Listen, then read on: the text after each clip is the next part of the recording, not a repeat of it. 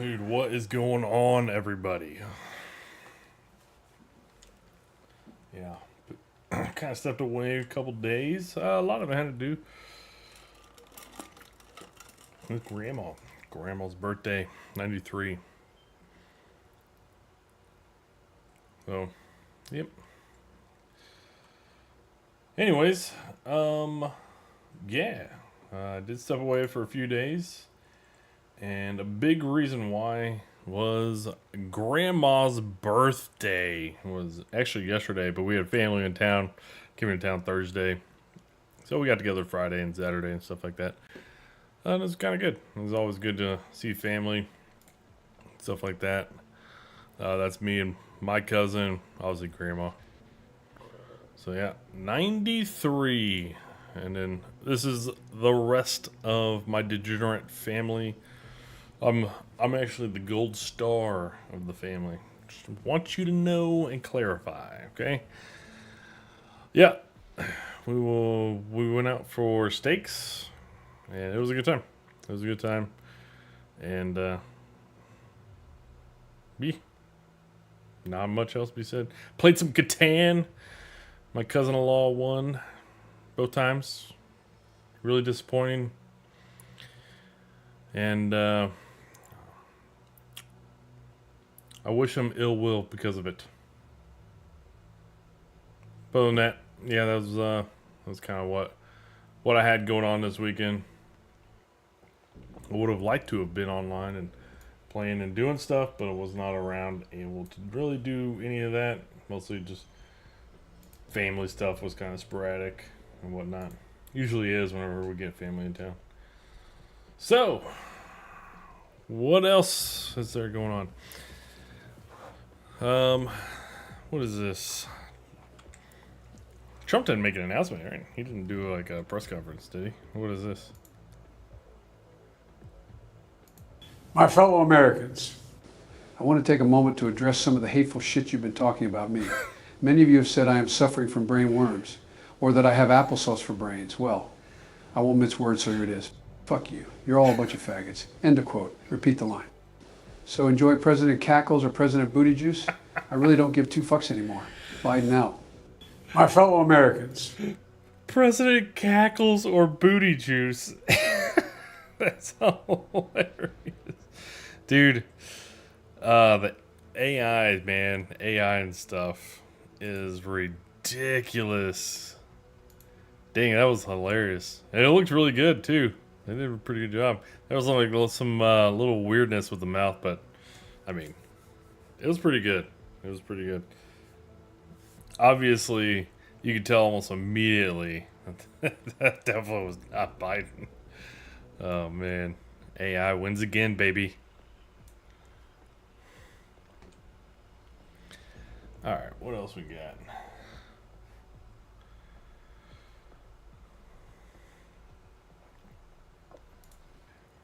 What else do we got?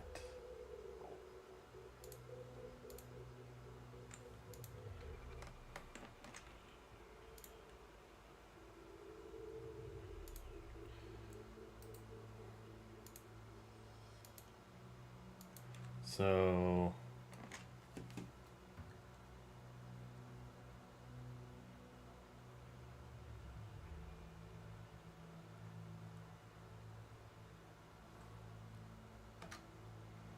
That's Chairman of the House Judiciary Committee, Mr. Jordan. If you didn't see this, you can watch this video. So the I guess the Secret Service Director Kimberly Shadell testifies and went to the House Oversight Committee and testified. That's Chairman of the House Judiciary Committee, Mr. Jordan from Ohio. Thank you, Mr. Chairman. Director, were you guessing or lying? The day after President Trump is shot, Secret Service spokesman Anthony Guglielmi said, quote, "The assertion that a member of the former president's security team requested additional security resources that the U.S. Secret Service or the Department of Homeland Security rebuffed is absolutely false." The next day, Secretary Mayorkas said, "That is an unequivocally false assertion. We had not received any request for additional security measures that were rebuffed." But 5 days later, the Washington Post said this: top officials repeatedly rejected requests from Donald Trump's security detail for more personnel. The next day, the New York Times said this: Mr. Guglielmi acknowledged that the Secret Service had turned down some requests for additional federal security assets for Mr. Trump's detail. So which is it? Because both statements can't be true. Were you guessing or lying when you said you didn't turn down requests from President Trump's detail? Neither, sir, and I appreciate the question. Well, what were you doing? Because those statements don't jive. So what I can tell you is that for the event in Butler, there were no requests that were denied. As far as requests... Well, maybe they got tired of asking. Maybe you turned them down so darn much, they said, not worth asking. It's a pretty good question. You get turned down 10 times. You gonna stop asking. The girl turns you down 10 times, probably gonna stop asking. How many times did you... Now, not saying that anybody would want to ask Kimberly Shadell out, but just saying. turn them down ahead of that? I think that it is important to distinguish between what some people may view as a denial of an asset or a request. Well, is Mr. Guglielmi your spokesperson? He said he acknowledged the Secret Service had turned down some requests. I'm asking how many? A denial of a request does not equal a vulnerability. Well, tell me what it is. There are a number of ways that threats and risks can be mitigated with a number of different assets, whether that be through personnel, whether that be through technology, or other resources. Well, tell the committee which it was. They asked for additional help in some form or another. You told them no. How many times did you tell them no, and what did you tell them no to? Again, I cannot speak to specific incidents, but I can tell you in general terms, the Secret Service is judicious with their resources based on... What does some request mean? How many times? Some indicate request is plural. So more than once they asked for additional help and you turned them down. What did they ask for and how many times did you turn them down? Pretty basic questions. So again, without having all of the details in front of me, sir, what I can tell you is that there are times... You didn't get briefed on how... Without all the details. So, you'd have a rough number. Like, yeah, they asked somewhere between like 8 to 10 times on... You know, you might not even have the exact number. Maybe it's off the top of your head, but you would know that. Like, come on. You would think that would be some relevant information you'd be having over the past, I don't know, week. How many times you turned down the Trump detail when they asked for additional help? I'm sorry. You didn't get briefed on that before you came to this hearing, knowing you were going to get asked that question? What I can tell you is that in generic terms, when details make a request, there are times that there are alternate ways to cover off on that threat or that risk. But that's not what he said. He said they were denied certain requests, some requests. This is your spokesperson, not me talking. This is the Secret Service talking. And what a change from absolutely false, unequivocally false to, oh, by the way, there were some times where we didn't give them what they wanted. That's a huge change in 5 days. And the fact that you can't answer how many times you did that, that's pretty darn frustrating, not just for me, but for the country. I hear your frustration. Let me ask you this. Were any of those requests denied to... So, I'm really curious if there was any communication on these requests between her and like the Biden administration, right? Because yeah, that would be, man, a huge red flag. To President Trump's detail after you knew about the Iranian threat. What I can tell you, again, I don't know the specifics, is that there are times when we can fill a request. It doesn't necessarily have to be with a Secret Service asset or resource. We can fill that request with locally available assets. You spoke to anyone at the White House since July 13th? Yes, I have. Who'd you talk to? I have briefed the President and the Vice President. Talked to the First Lady? No, I have not. Talked to the White House staff? Anyone in the White House communications? No, I have not. Have you talked to the counter sniper who took the shot that took out the bad guy? Yes, I have. And can you tell us about that conversation? I would not want to reveal conversations that I've had with my employees. But that's exactly the kind of information the American people want to know. American people who pay your salary.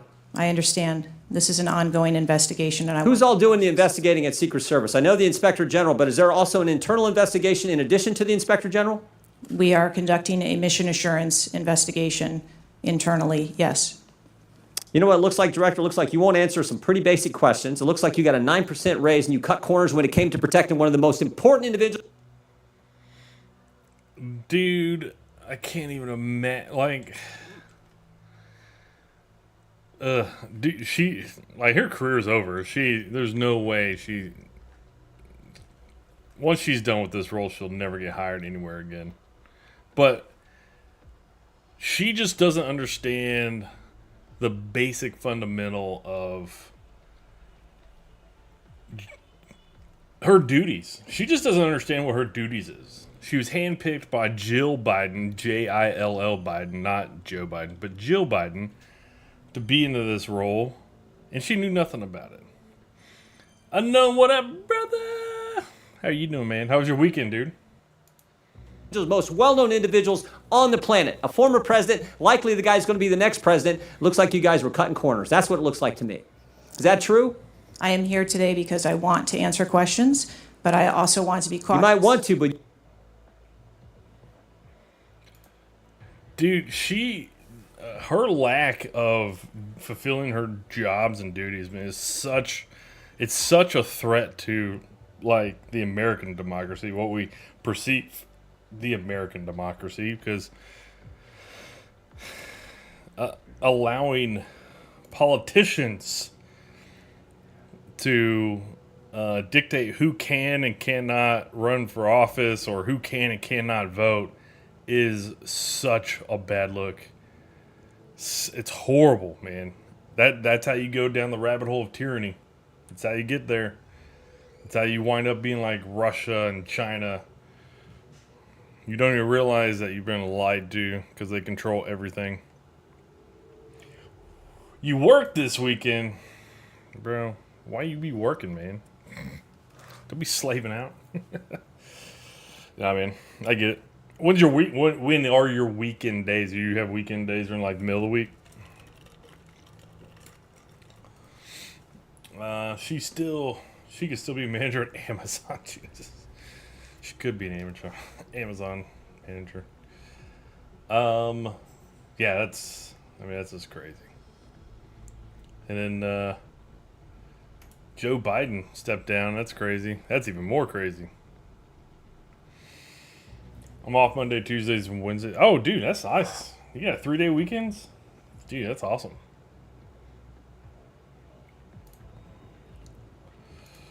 OFF. Off. You're not of Monday, Tuesday, Wednesday? All right, man, what do we got here?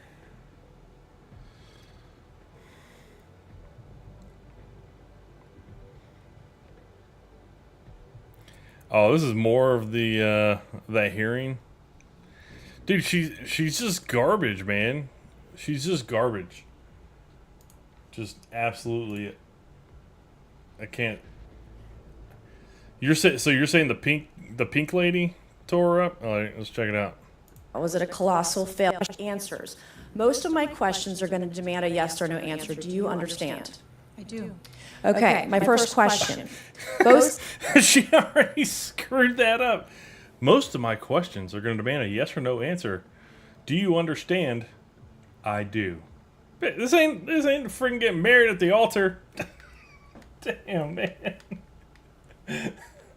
Sides of the aisle today have asked for your resignation. Would you like to use my 5 minutes to draft your resignation letter? Yes or no? No, thank you. She got that one. Was this a colossal failure? It was a failure. Yes or no? Was it a colossal failure is the question. Yes or no? I have admitted this is a terrible... This is a yes or no series of questions. Was this a colossal failure? Yes or no? Yes. Was this tragedy preventable? Yes or no? Yes. Has the Secret Service been transparent with this committee? Yes. Would you say the fact that we had to issue a subpoena to get you... Ding, ding, ding. I feel like a lie detector test just went off there. you to show up today as being transparent? Yes or no? I have always been Yes eager to or no? come You didn't want to and answer talk the committee. question. We had to issue a subpoena to get you to show up today. That is not transparent, by the way. You stated earlier, Secret Service is not political. Is that correct? Yes. Okay. Would you say leaking your opening statement to Punchbowl News, Politico's Playbook, and Washington Post several hours before you sent it to this committee as being political? Yes or no? I have no idea how my statement got out. Well, that's bullshit. So, Mr. Chairman, I would like to ask unanimous consent to enter into the record articles by Punchbowl News, Political Playbook, Washington Post, all done at 5:24 a.m., 6:12 a.m., 6:34 a.m., a solid 3 to 4 hours before this committee got your statement. Without objection, so ordered. Okay. Is the Secret Service fully cooperating with our committee? Yes. Okay, you say you're fully cooperating with this committee. On July 15th, this committee sent you a list of demands of information that we wanted. Has the Secret Service provided this committee a complete list of all law enforcement personnel that were there that day? Have you done that? Have you provided a list to the Oversight Committee? Yes or I will no? have to get back to you on that. That is a no. Have you provided all audio and video recording? Dude, they make her look like she's a elementary history teacher. Not even history teacher, like English teacher. How about that? Math teacher. Just, gosh, they made her look like such an imbecile. In your possession to this committee, as we asked on July 15th, yes or no? I would have to get back to you. That is a no. You're full of shit today. You're just being completely dishonest. Mr. Chairman, Mr. Chairman, I want to. Come on. We have to maintain decorum in this committee, Any- no matter have how you provided upset we any- get. You don't have to maintain decorum. People almost freaking got assassinated.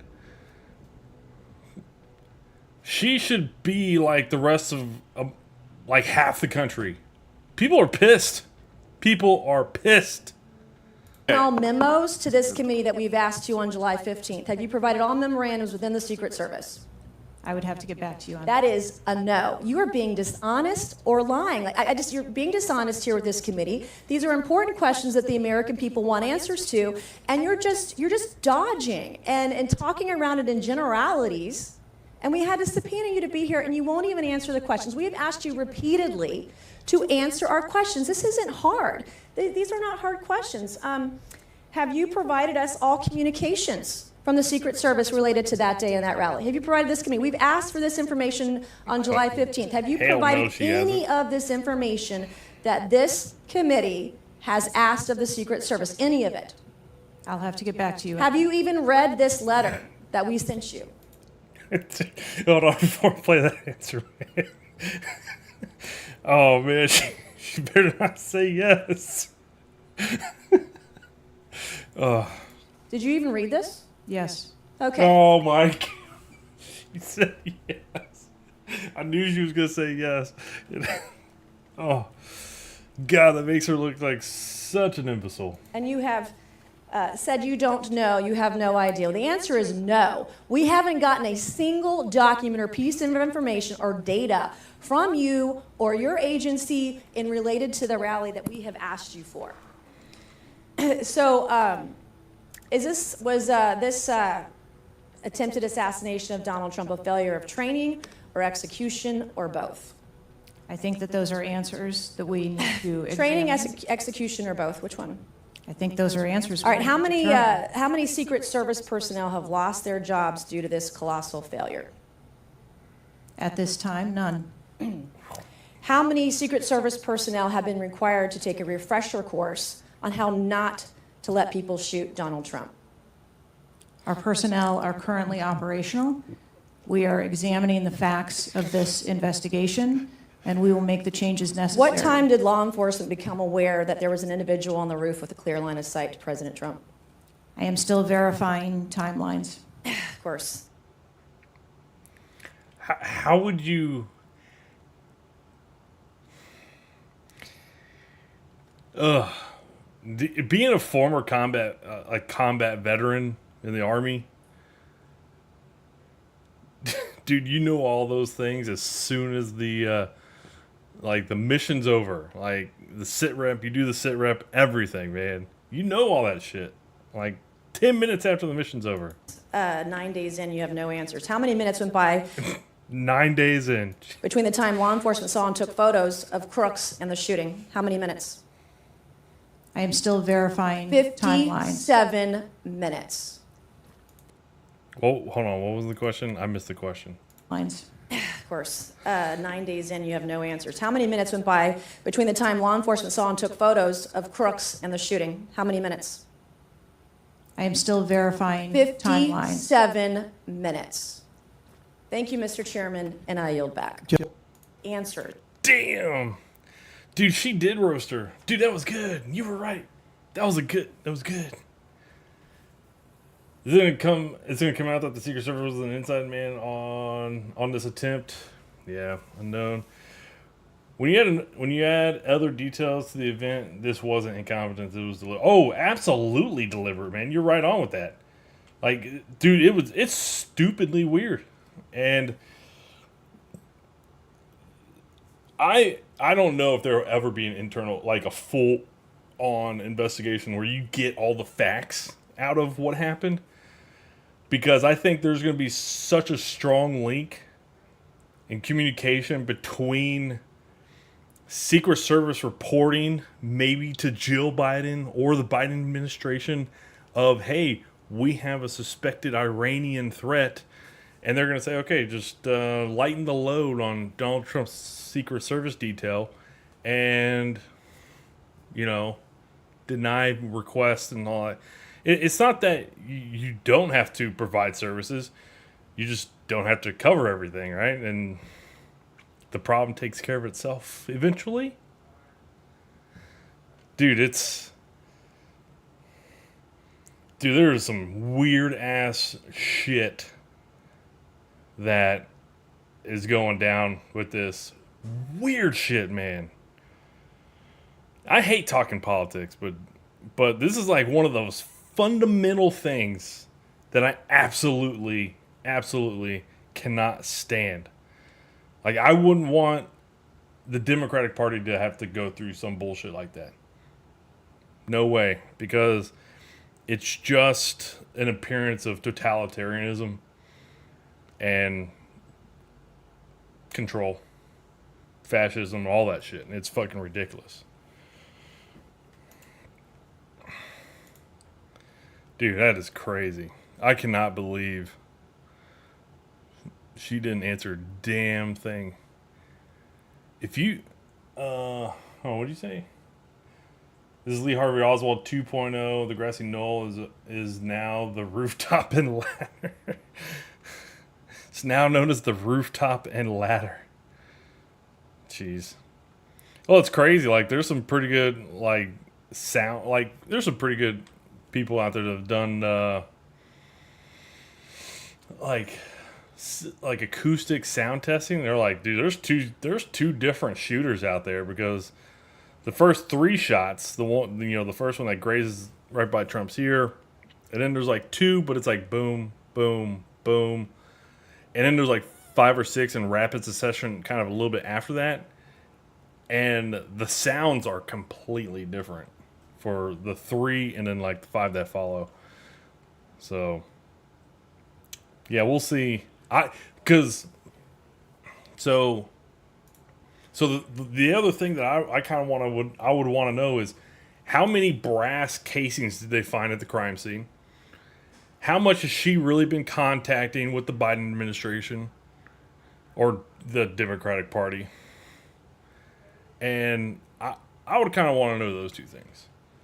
Because if a total of like 9 shots, 8 or 9 shots were fired, but they only found 3 shots, casings at his crime scene or at his spot, or maybe 5, then that tells you, okay, yeah, there were 2 different shooters. And then that opens up a whole new can of worms. Right? How then did the Secret Service allow two shooters? What? Dude, it is crazy to see some shit like this had happened. Not even that it happened, but the incompetence of how it is going down. And how it was allowed to happen,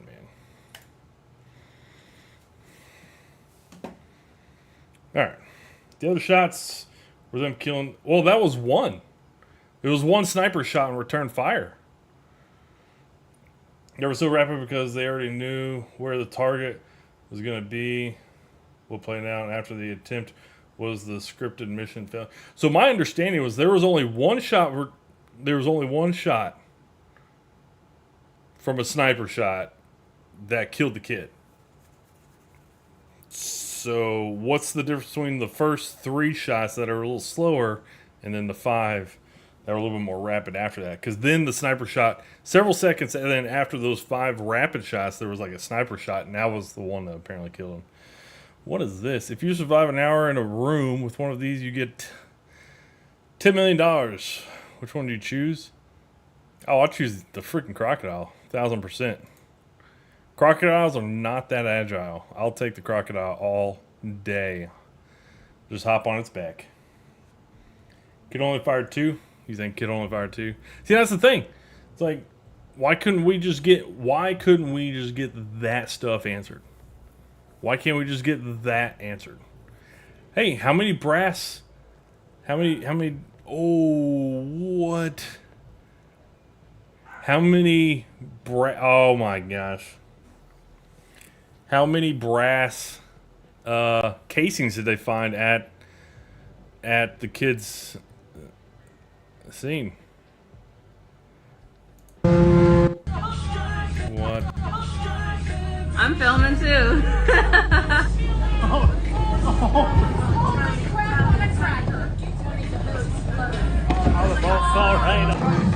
Please tell me this is in Florida. Please tell me we get a license plate. This is in Florida.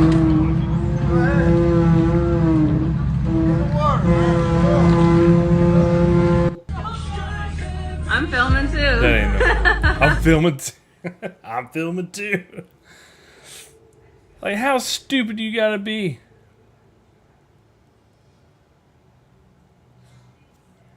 What do we think? Is it alcohol or just stupidity? Like, you know, you get out, you reach down, you put the hook on the front of the boat right there, so that doesn't happen. So the boat doesn't fly off. And then he lands crotch first on the winch, basically. Dude, that is some next level dumbass shit. That's dangerous too, man.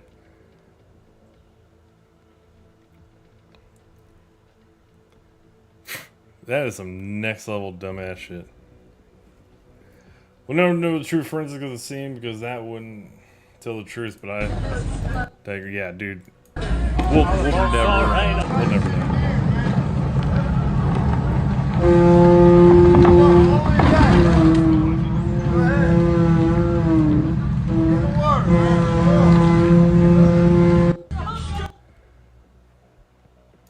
Dude, that is stupid.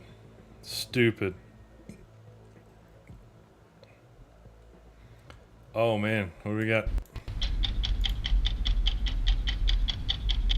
So what did you do to become the presidential nominee of your party? Well, sometimes you just have to hawk Tua and spit on that thing, you know?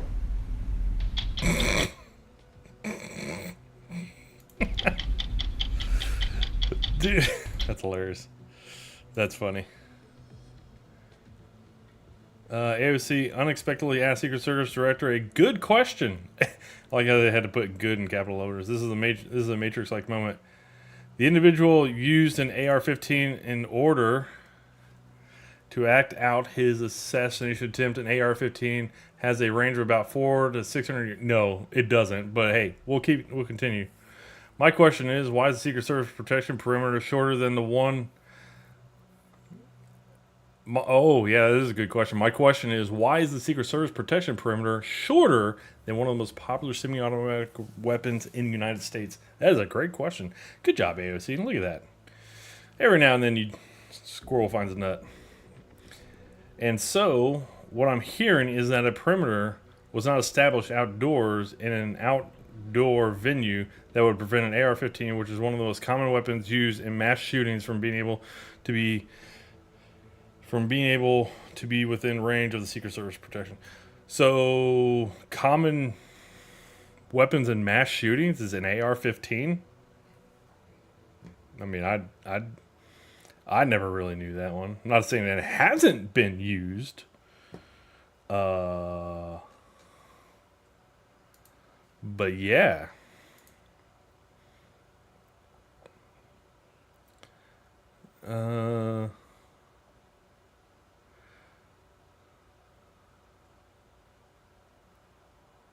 Oh, dude, I've seen this video before. Check this out. This is crazy. So he's getting, he just swallows cyanide right there, getting his sentence read to him. Once he hears it's like a life or something like that, he swallows some cyanide. And you see the hot flashes starting to come in. Oh, we're playing it again. All right, thanks.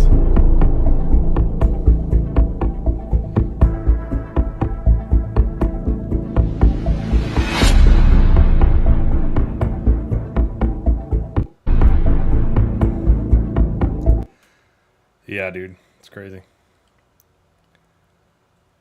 Ooh. No way they're doing this.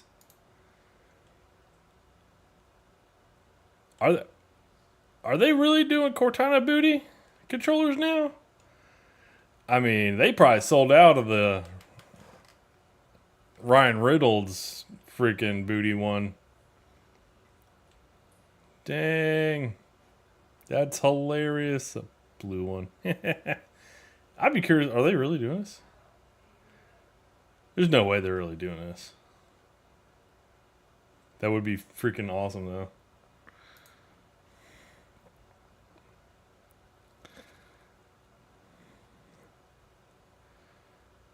Survival situation. Choose one boat. Choose one boat like your life depended on it. I'll take the left one. It's not even a choice.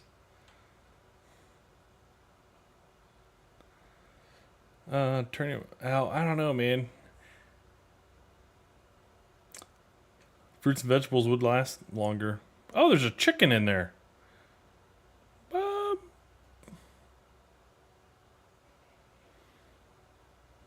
It's good. It's actually a pretty good debatable choice, but that looks better. Looks more yummy. Yeah, Cortana booty. I'm there. Yeah, for real, man. Dude, internet, man. All kinds of crazy ass shit. I don't think that was real. Let me... Microsoft Store. Let me see. Microsoft Store. Okay,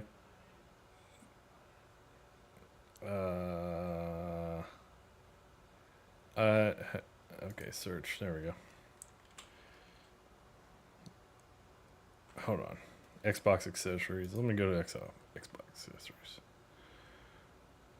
Is the Ryan Reynolds controller still here? The Deadpool controller? I don't see it.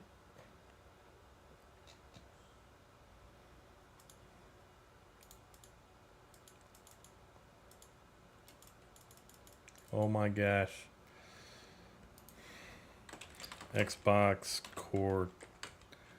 Cortana controller. Let me see if it pops up. Yeah, it's all super old stuff. Damn. How hilarious would that have been? That would have been freaking awesome. I still think it was pretty funny. Turning my Xbox into an RPG machine. Fair enough.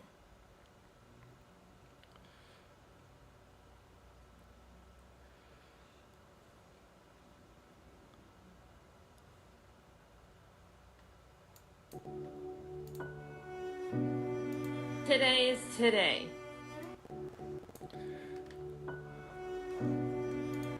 When I lose all hope, I remember a quote by Kamala Harris. Today is today. And yesterday was today yesterday. Tomorrow will be today tomorrow. So live today. So the future today will be as the past today, as it is tomorrow. Makes perfect sense. Apparently she was once a DA in New York. She sounds drunk. Dude, she's a perma-drunk. She makes no sense ever. Like, she just word scrambles. It's crazy. Which raid do you like more? Valve Disciple, Salvation's Edge? What? Valve Disciple or Salvation? Ooh, damn. I know why people like Valve Disciple more. It's not as long in between encounters. There's only 4 encounters. It's a quicker raid with some relatively complex type stuff.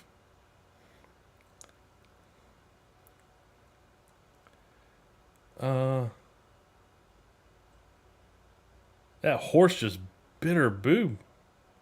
Tourist faints after being bitten by a Kingsguard horse after she attempted to pose for a photo. Yeah, they literally say, don't get close. Yeah, she's gonna fall over or whatever. Remember, you gotta get the money. Whoa, whoa, whoa, whoa, whoa. Representative, will you commit to opposing a nationwide abortion ban? Will you commit to putting some sunscreen on those legs? Man, I gotta wear welding goggles out here, they're so wide. Damn, that was hilarious. He burned that white boy. Did you hear that shit? It was hilarious. Representative, will you commit to opposing a nationwide abortion ban? Will you commit to putting some sunscreen on those legs? Man, I gotta wear welding goggles out here, they're so wide.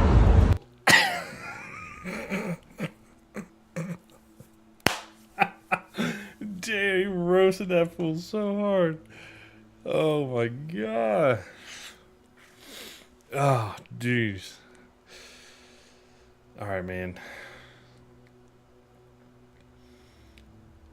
As a black person, I'm not liking her running as a black woman, knowing that she's not. She's of Indian descent. Indian Native American or Indian, like, is it dot or feather? Jesus.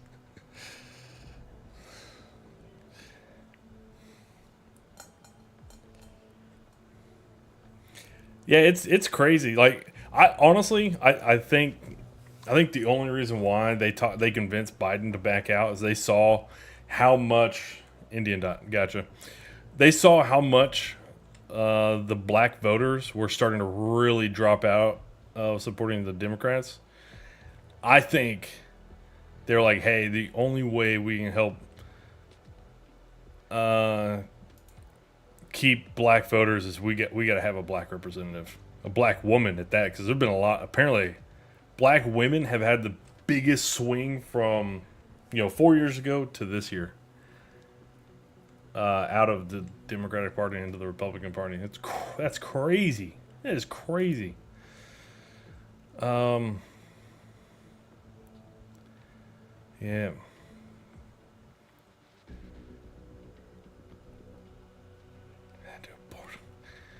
Biden was almost full term, so the Democrats had to abort him. I was actually kind of surprised they're not like, hey. Oh, that's hilarious.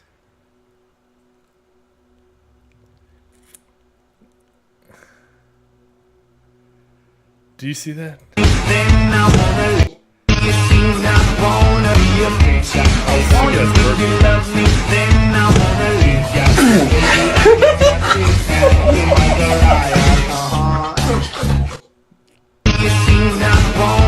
You can't kiss that no more, man. That's probably not even burpee. It was like whipped cream or something. Dude, that was disgusting. God damn, that was disgusting. There are creative ads, and then there are Thai ads.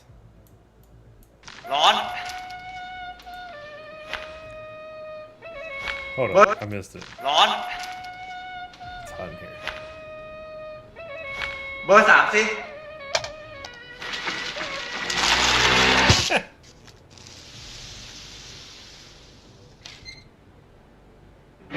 ทำไงดีอ่ะท่านปุโรหิต พัดลมฮาตาริไปอะค่ะ มันดีไงเดี๋ยว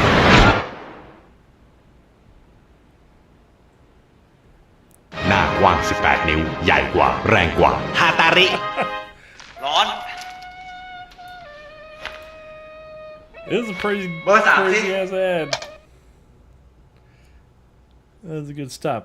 Oh, that's hilarious. That's funny.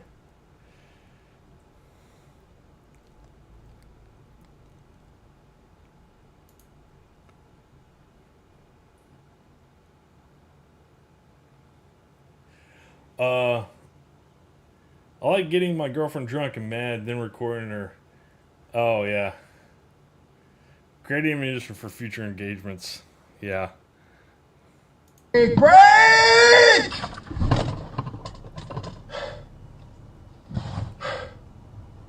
What were you doing? Trying to hit the cop? Crap!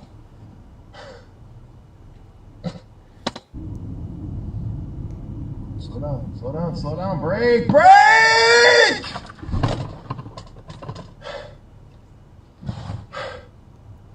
What were you doing? Trying to hit the cop? Crap! Not a thought in that dude's head. Dude, yeah, that is a good comment. Yeah, not a thought behind those ideas. There's not. It's like, yeah, okay. That's funny. Hey, oh my god, Haktua Girl arriving at Jake Paul fight. Like, props for her. Keep rocking that thing. Keep rocking it.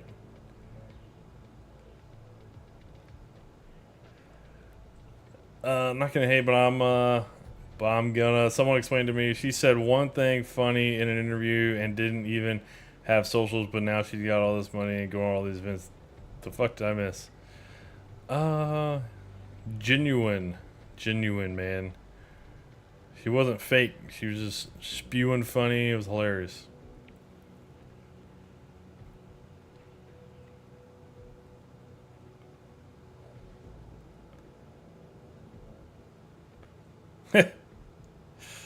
I thought it was gonna be like he's got kids with a crazy woman.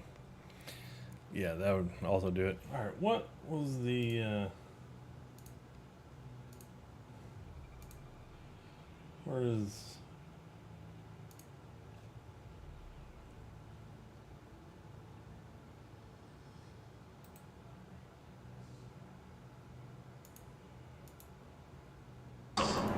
And we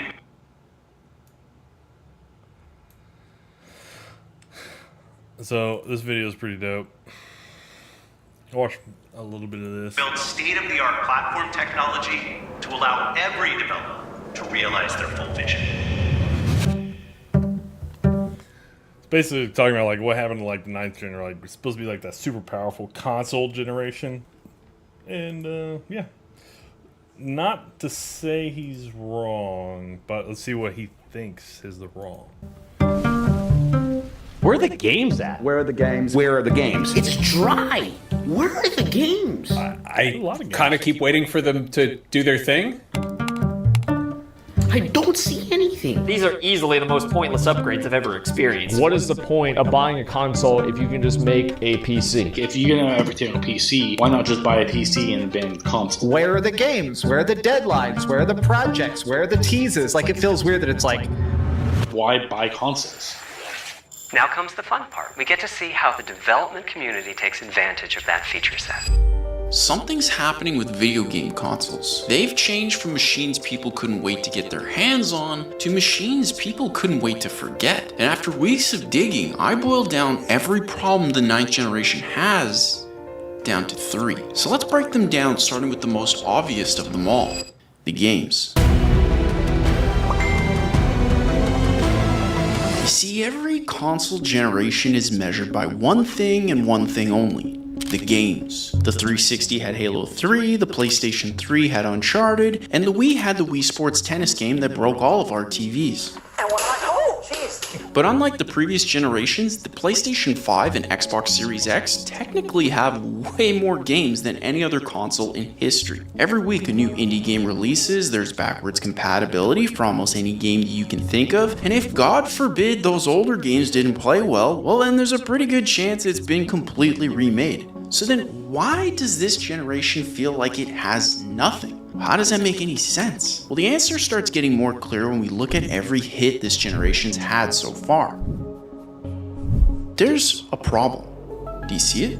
Hold on, let me remove every game that was made primarily for the previous generation. Now let's remove every game that's considered a better playing experience on the PC. And last but not least, let's remove every remake or remaster of an existing game. The list is dramatically smaller, isn't it? I mean, if these games tell us anything, it's that there's something in the water at Insomniac and we gotta protect them at all costs. They love me. But this generation's games are actually a bigger problem than you'd think when we compare them to the previous generations, specifically the Xbox 360, PS3, and Wii generation. For context, the 7th generation of consoles objectively had worse development tools, worse hardware to build games on, less people with skills to build them, and less documentation to learn from. I mean, these consoles released before social media was even a thing, yet here's the games they released during the same amount of time as the PlayStation 5 and Xbox Series X.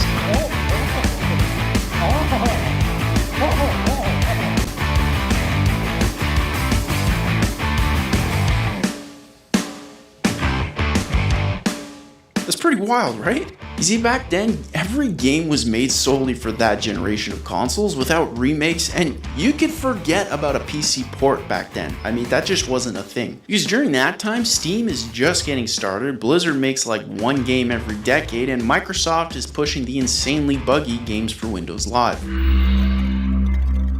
But look, these games technically aren't telling you the full story. While most of these games are critically acclaimed, it's what they did for the industry that made the 7th generation so special. For example, Gears of War revolutionized third-person cover shooters, cooperative story, and the brown color palette that every game used for a lot longer than they should have. Wii Sports revolutionized motion controls made accessible for a brand new casual audience. Technically, because of the Wii, anyone could play games now. Rest in peace to all the TVs out there. Yeah. And back then, Call of Duty actually revolutionized FPS controls, multiplayer progression, and 60 frames per second as a staple of competitive multiplayer. 50,000 people used to live here. Now it's a ghost town. But what's more insane is that the publishers that absolutely dominated in the 7th generation have completely bombed in this generation. Next generation gaming! Warner Brothers was on top of the world with Batman and Shadow of Mordor, but then they released Suicide Squad, a game that nobody wanted. How you feeling, Floyd? Ready to kick your ass? Nobody. Ubisoft dominates with Assassin's Creed, but then launches their quadruple A game Skull and Bones to crickets. Like, that game came out 2 months ago and no one's talking about it. It's already probably half off. Activision. The game industry crash is already in progress. Are you old enough to remember the first one in the 80s? So, I've got some thoughts about entertainment in general, and some of it does spill over to gaming, but yeah. Dude, being 40, I got a Nintendo in the late 80s. And, you know, Super Mario. Like, Super Mario that's what saved consoles. At-home consoles. At-home gaming, for the most part, right? And so I don't remember, like, the late 70s, early 80s, like the downfall back then, like when you came off the Atari and it dropped off. So I don't remember that drop off. I remember kind of more of the rise, and that's what's kind of sucked is like I remember the rise, then up for the next 2 decades, because I think gaming peaked in 2000, in the 2000s. How about that? revolutionized multiplayer gaming with Call of Duty, a grounded military game, but now this is Call of Duty. You could be the king, but watch the queen conquer. Every game is like this. Every game is fruitcake, fag, aesthetics. Like, what the fuck, man? Like, this is every game. This is not even like Call of Duty. This is every game. Every American game. How about that? Why is Nicki Minaj in Call of Duty? Facts. The war game. Money! Also, Microsoft, you know, the single biggest video game publisher in the world right now? Well, they launched Redfall completely broken, Starfield completely empty, Lionhead... First off, I'll say I liked Redfall. I thought it was actually pretty good. I think there was some bugginess there, especially like with co-op and stuff. Co-op was weird. But Starfield was a huge, huge letdown. Even for how great the really good parts of that game are, the bad parts of that game are just so bad. I still liked where the ET landfall is. It's on Google Maps. I like Starfield. I mean, I like Starfield. Like, the things that Starfield does really good, the cities and some of the stories, even some of the stories are just kind of lackluster, but it's not flushed out. Studios completely fired, laid off 4 more companies during the making of this video. You what? And released 3 buggy, incomplete Halo games in a row. And they all hurt. To be fair, to Microsoft's defense on the Halo buggy games, all games release buggy as shit now. Every single one of them hurt me. Quite significantly. So here's the $1 million question, if not $1 billion. What the heck is happening with video games? Well, you see, the simple answer that gains a lot of social credit these days is making games is hard. Making games is hard. Making games is hard. Making games is hard. Making games is hard. Making games is hard. Now, using my personal experience in the software development field, Doing anything is hard. I've been doing it for like 10 years. I can't argue that the process is difficult. But I can argue that these companies seem to have no idea what people actually want to play. And when we look at the games through that lens, we can start to see why we're getting so many remakes of games that were so successful before, so many live service Destiny or Fortnite clones, and why so many games are made for the previous generation with a higher install base first instead of the new consoles we spent $600 of our hard-earned Canadian money on. They weren't cheap, guys. Maybe we start building for them. Just throwing that out there. Now, it might be because I love video games or because I'm Canadian and thus genetically predisposed to helping people come back stronger. That's that Zenkai in me, baby. So video game companies, here's some feedback that I'll give you free of charge. Ditch these consoles. No one thought the Xbox One was going to make it 2 years, let alone 11. Just take it out back to the farm, make it look at the sunset, do what you need to do. We're all on the same page. No one's going to be there and going to be like, no, please, no, not the Xbox One and PS4. No, I love them so much. I know you said it's not being played to its strength. It's actually built for content creators. Starfield is best played like you're a character in a movie with an audience watching you, not as No Man's Sky. See, but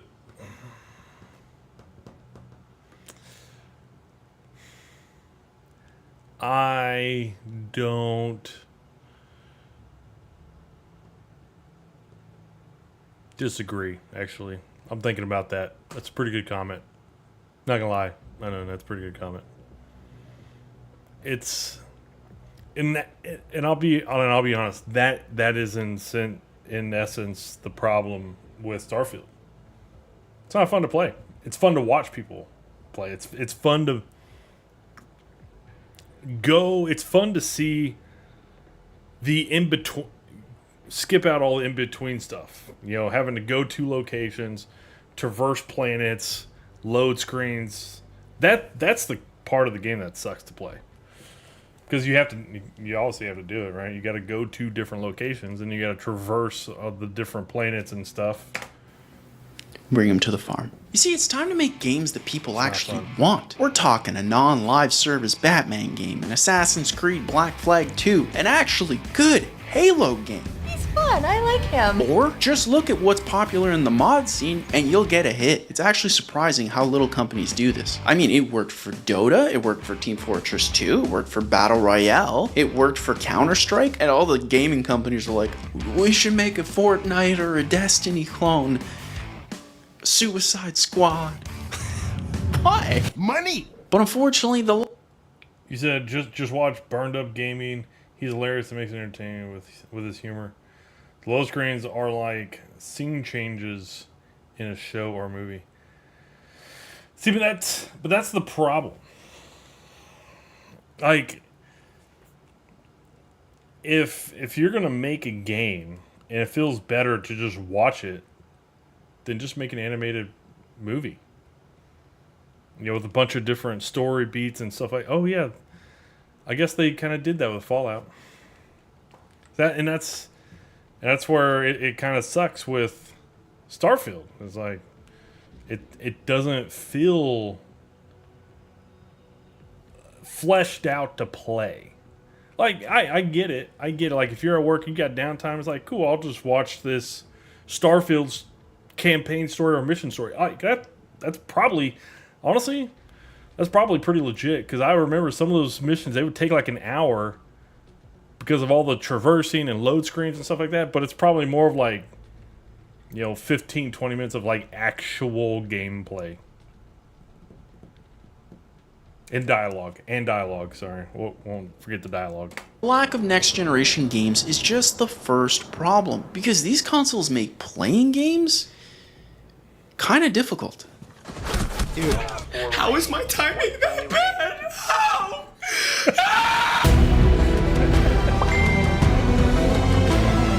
So let's say you get a brand new console. Dude, we've all been there. Why am I so bad? Dude, his reaction was funny. Here's a simple question for you. What should it do? It sounds simple enough, right? It should play video games, of course. But there's actually something else that I'm sure you'll remember after this. Now, if you didn't play the GameCube, then that just didn't work. But if you did, it's just one example of the magical experience a console can actually give players.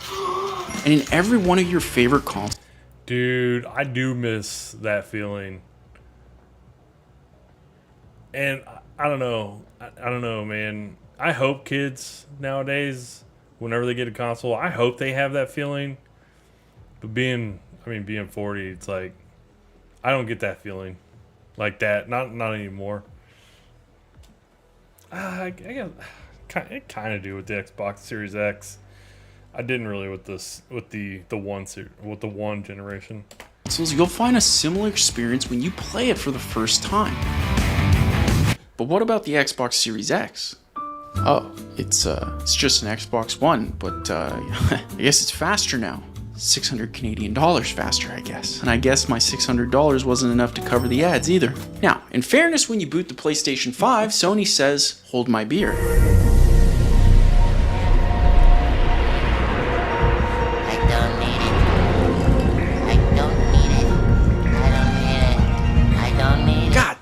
Was like every single PlayStation merged into one super PlayStation, and I loved every second of it. But look what happens when I pop in an extremely expensive 90 Canadian dollar next generation physical game from this incredibly sad and empty plastic box into each console. Yeah, the game needs to install gigabytes of data or download larger and larger patches before you can even get a chance to play. So then you think to yourself, well, okay, I guess while I wait the mildly frustrating 30 minutes for this game to be ready, I could just, play one of the digital games that I already own. But then you find out that when you do that, the network speeds of your consoles are dragged into the frozen depths of HE double hockey sticks. So then you think, fine, okay, alright, I'll just play another game today and take the hit on the network speed so I can play the new 90 Canadian dollar next generation physical game from this empty plastic box tomorrow.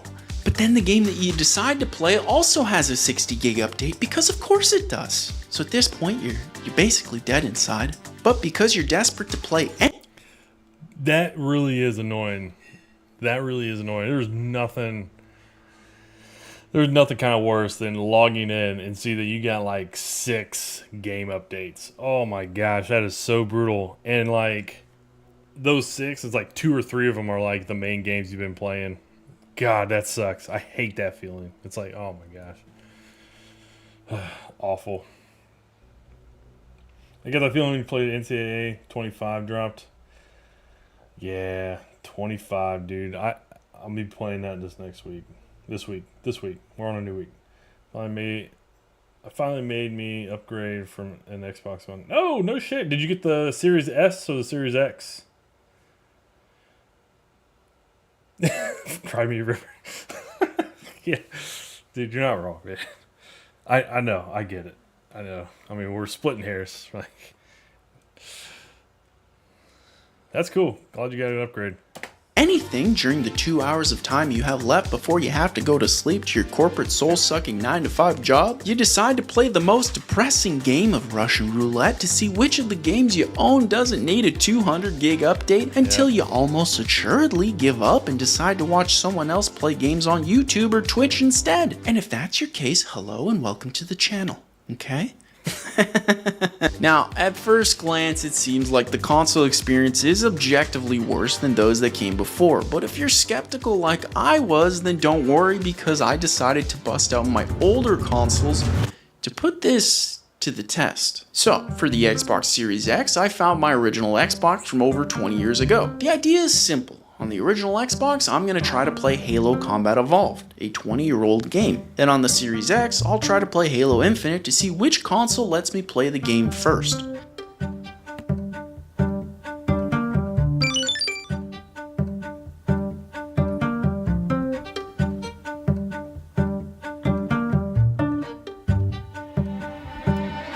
Damn.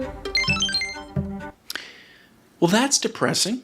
But you might not be convinced, so I repeated this same exact test with the PlayStation 5 and the PlayStation 2. On the PS2, I'm going to play Ratchet & Clank Going Commando, and on the PlayStation 5, I'll try Ratchet & Clank Rift Apart. So this test was really interesting because even with 4K graphics, Insomniac somehow loaded Ratchet on the PS5 in almost half the time. But unfortunately what you don't know is both of these consoles needed their games to be pre-installed ahead of time just so they could compete. Now remember, each of these consoles is playing a game that's pushing their hardware to the limit, but only the previous generations actually let me play the games immediately, and I don't even want to imagine what would happen if these newer consoles weren't connected to the internet. Like, these things have way more power, they have way faster hard drive speeds, and yet I can just play games faster over there. Because, you see, in the 9th generation, the games are worse, the play experience is worse, and in the Xbox Series X's case, it barely tries to do anything to trigger any form of nostalgia. I mean, who's launching the Xbox Series X 10 years from now being like, oh man, the Jurassic World Dominion ad on the front dashboard that I paid 600 Canadian dollars for, and a subscription to Game Pass and Xbox Live, that's when gaming truly peaked. Ah, yeah. The nostalgia. So, here's the question. If the modern gaming... The chipmunk voices really get me. I love the Ratchet & Clank game that you were in that deathmatch game show. Oh.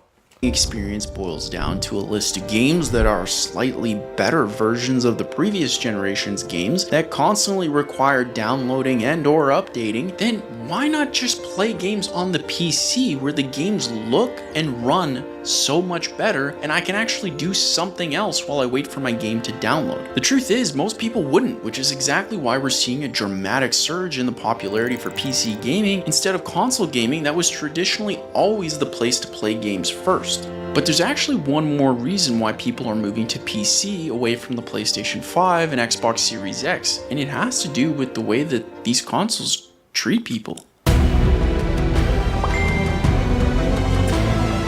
You see, I know exactly what he's going to probably talk about.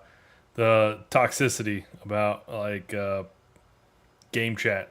Game chat toxicity is probably going to be it. When it comes to video game consoles, there's actually two different eras of communication. The offline era, where you actually had to visit your friends, hang out, bring over a giant CRT TV, and the on... That was a great era, by the way. online era, where you have friends lists, parties, and wonderful messages awaiting you. Every single person who watches your videos are fucking stupid. I'm actually nostalgic for it. But somehow the Xbox Series X and PlayStation 5 online community feels like an absolute ghost town where there's technically millions of people playing, but no one ever talks. Y'all feeling a good sense of community? Oh, Bravo is off. Taking these zones, look closer to your fellow man, fellow Spartan.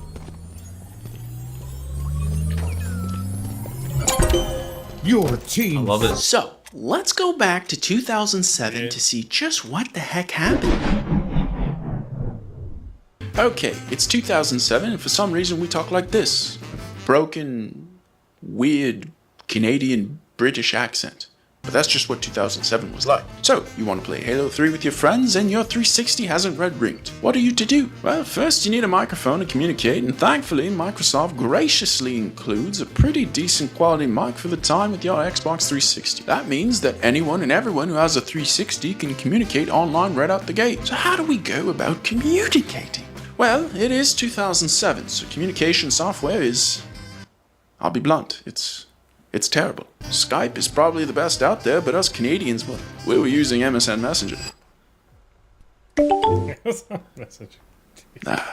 Fortunately, we're in luck, because sure, the communication software may have been total garbage. Yeah. Skype and call. But the software in these consoles were actually magnificent. You see, it had friends lists, a private party system that worked across any game, and like I mentioned before, some of the most wonderful voice messages you could have ever hoped for. If I ever see you, I'm gonna fucking your face wide open, yeah? Like I said, 2007 was a different time. But what about the game itself? How did we communicate with the others? You see, by default, Halo and every other multiplayer game let anyone with a microphone communicate openly. Lobbies were active, parties were well indicated on screen with an icon, and proximity chat was always turned on by default. You don't need communication. That's how you win. Push. You don't need Just communication. push. Mind blowing, I know.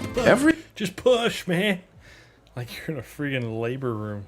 Every single person you played with could be spoken to just like if we were playing sports in person. It was truly a community. But now let us forward back to the present day to see what the new consoles can do.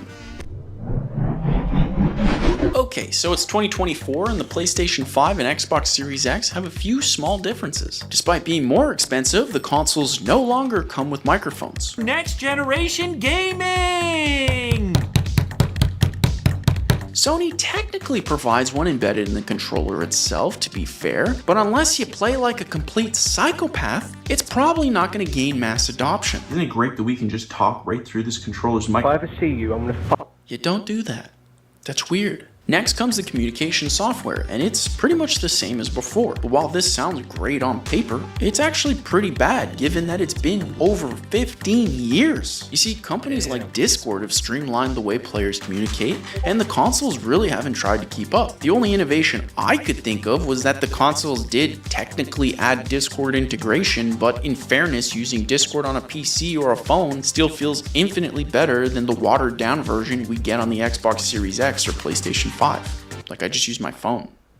Or you know what I probably do is I just go on the PC instead. But okay, what about the games? How are they handling communication 15 years later? Well, let's use Halo again as an example to showcase the 15 years of innovation. And the reason I use Halo is because, quite frankly, Halo 2 and Halo 3 were revolutionary for really promoting communication within games. Each of these games kind of pushed things forward. Proximity chat, Done fucking talking, dude. On the pig game, dude. On the pre and post game lobbies, that all kind of stemmed from the Halos. He was like, dude, it's like 5 a.m. where you are, go to sleep, and I just replied with Halo 3. It no longer has pre and post game lobbies and hasn't for over a decade. It no longer has proximity chat. It does, however, support text chat between console and PC crossplay.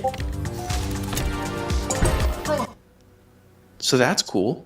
But they completely block all forms of written or spoken communication with the enemy team entirely. And unfortunately, every game seems to have seen that and decided that rather than figure out a system that works for different communication styles, yeah, it's just easier to block everything completely so no one gets hurt. What you just said is one of the most insanely idiotic things I have ever heard. It's as if you played a game of... What he said about getting hurt, I'm surprised he hasn't emphasize that more, because that was a big issue. Or not even a big issue, but that's what wound up becoming from like open comms is like the constant belittling of kids and all the racist bullshit that was said. And yeah, it's just freaking ridiculous. And so, I mean, it was the easier way to go, right? It was the easier way to go. It was like, okay, fine. If y'all are just going to be a bunch of shitheads about it, we're just going to disable all of it, and now you don't get it at all. And it sucks. And honestly, it sucks. I think Division was probably the last one that had proxy chat that I remember. When you're running around the dark zone, you can come across it, and people were doing it in that game. It was fucking ridiculous.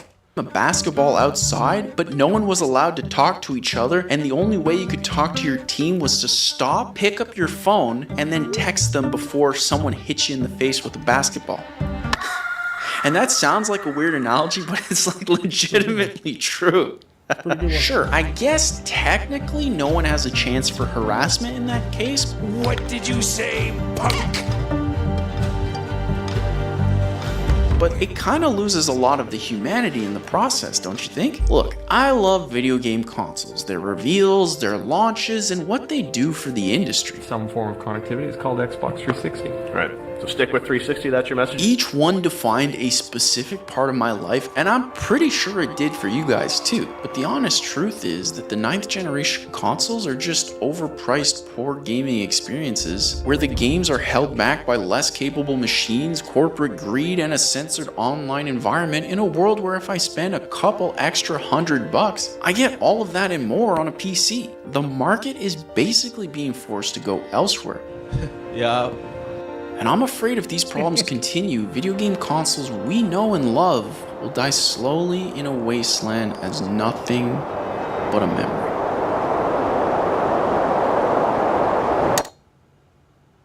Except, I don't think they have to. It's a PS2! Because the magic of what made video game consoles so special to everyone never truly left. It's always been there, just waiting for... Bro, take a look at like 90s homes, man. Throwbacks. For someone. That's not even a kid. Dude, Unknown, is that you? Is that you being all hyped up right now? We found Unknown, everybody.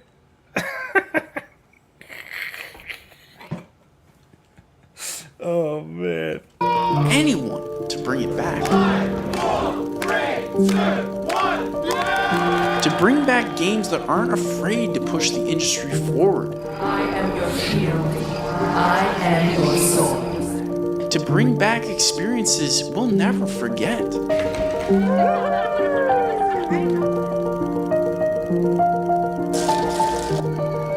And to put players first as a community anyone can play in. Am I here? If you haven't left yet, I would advise that you sprint. Xbox 360! For the PlayStation 2.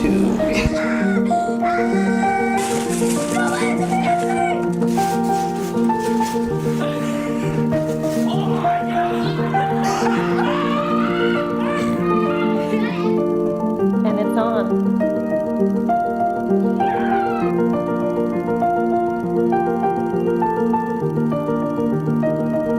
It's just one big social gathering, uniting people all over the world for, love of games.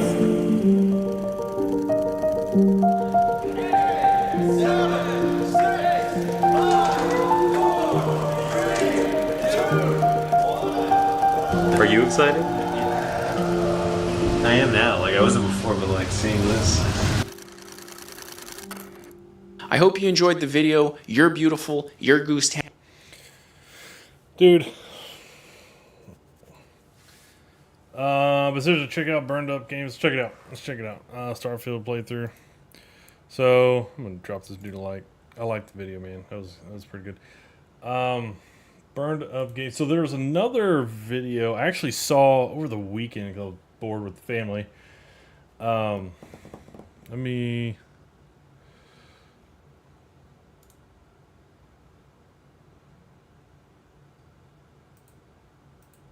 bring it up. No. Here.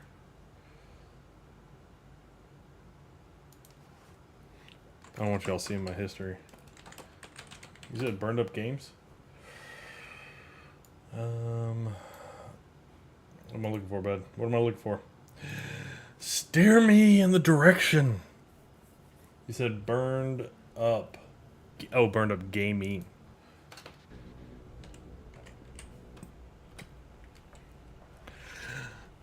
Burned up gaming. I still classify military technology display part 25.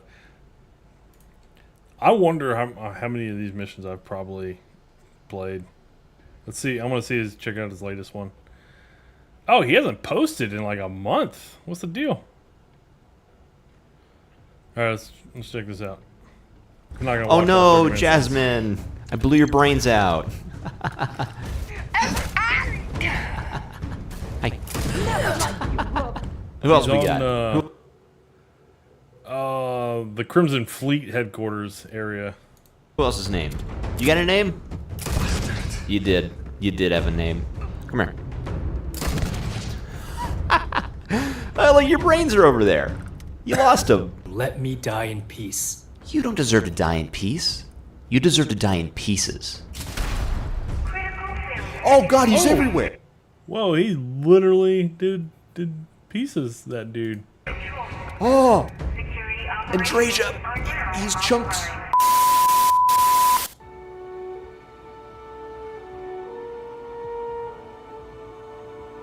All right, welcome back to Starfield. Last time, we went to Neon and stole the conduction grid or something, which means we'll be able to get past the EM planet's death zone. Yeah, I know that mission. That's a long ass mission. That's why this mission takes 30 minutes. That mission is a long goddamn mission. I know what mission he's doing. And get to Crix's Legacy, which is what we're going to do this time. Legacy, and maybe deal with the SysDef Crimson Fleet issues. You know, they got issues. And if you enjoy this, please make sure to like and subscribe. And back to Starfield. That's crazy, dude. He's making a sitcom. He's making a sitcom out of it. Dude, that little. I mean, the first 30 seconds was pretty good. Like, you could definitely like. That's the stuff that, you know, chilling at work. Put the phone down on the desk or wherever. Plop in the headphones and just kind of chill. Watch an episode as you kind of do stuff. This 9th generation thing, though, this is what's interesting about that is I actually saw another. Let me pull this one up. EA Sports. It's in the game. Remember when this was one of the most exciting things you could see on your TV? The guy would say the thing and then Tiger would come out and do some crazy golf shenanigans, or maybe Ray Lewis would call you a pussy and tell you to go tackle something. There was a time when sports games were awesome. And before I go any further, I know my regular viewers are probably thinking one of two things. A, these cars look really weird. What game is this? Or B, Sam, why the hell are you talking about sports games? When I was a kid, I played heaps, and as... This is the right video. Does anybody else feel like masculinity has This is the right video. Does anybody else feel like masculinity has slowly been drained from modern video games? I was looking at recent staff photos of Ubisoft and Halo Infinite developers, and it's all starting to make sense. It's a bunch of fat, white, liberal women. I'm going to critique them. Not fat, bud. Some of them kind of thin. And white, liberal women have no interest in masculine, manly, male characters. They wouldn't even know how to write one if they tried. This is why Rockstar, a company founded by men that at least in 2018 was still mostly run by men. The one thing I'll say, though, is a lot of those companies were all founded by men. They all used to be male-dominated. Created the magnum opus Red Dead Redemption 2, a game with a manly, well-written main protagonist, Arthur Morgan. If you want to see the seismic shift away from masculine characters, honestly, all you need to do is play a few games from 2006 and you'll see exactly what I'm talking about. Consider how many masculine military games came out in the 2000s. Medal of Honor, Call of Duty, Brothers in Arms, Gears of War, Operation Flashpoint, Rainbow Six, Ghost Recon, Splinter Cell. All of these games were starring men and had themes like brotherhood, duty, sacrifice, honor. Almost all of these franchises have either been killed off, turned into multiplayer games, or went woke. I often wonder why so few modern games appeal to me, and I think another big reason is this. Everything is just so gay now. Compare the games I just mentioned to the modern trash we have to deal with in Overwatch and Apex. Almost every character in these new games is either gay, lesbian, bisexual, trans, or something else.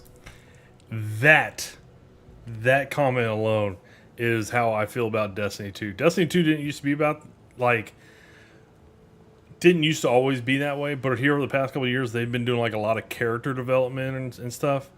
And, like, every character, except for, like, Zavala, is gay, trans, or, you know, some part of the alphabet people, man.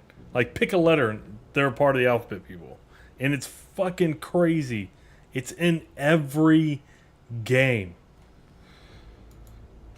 Like, what happened to a masculine dude with a hot chick on his arm? I love the idea of Xbox Game Pass, but I swear every time I open it up and look for new games... Dude, I saw this the other day, the transgender and non-binary community games.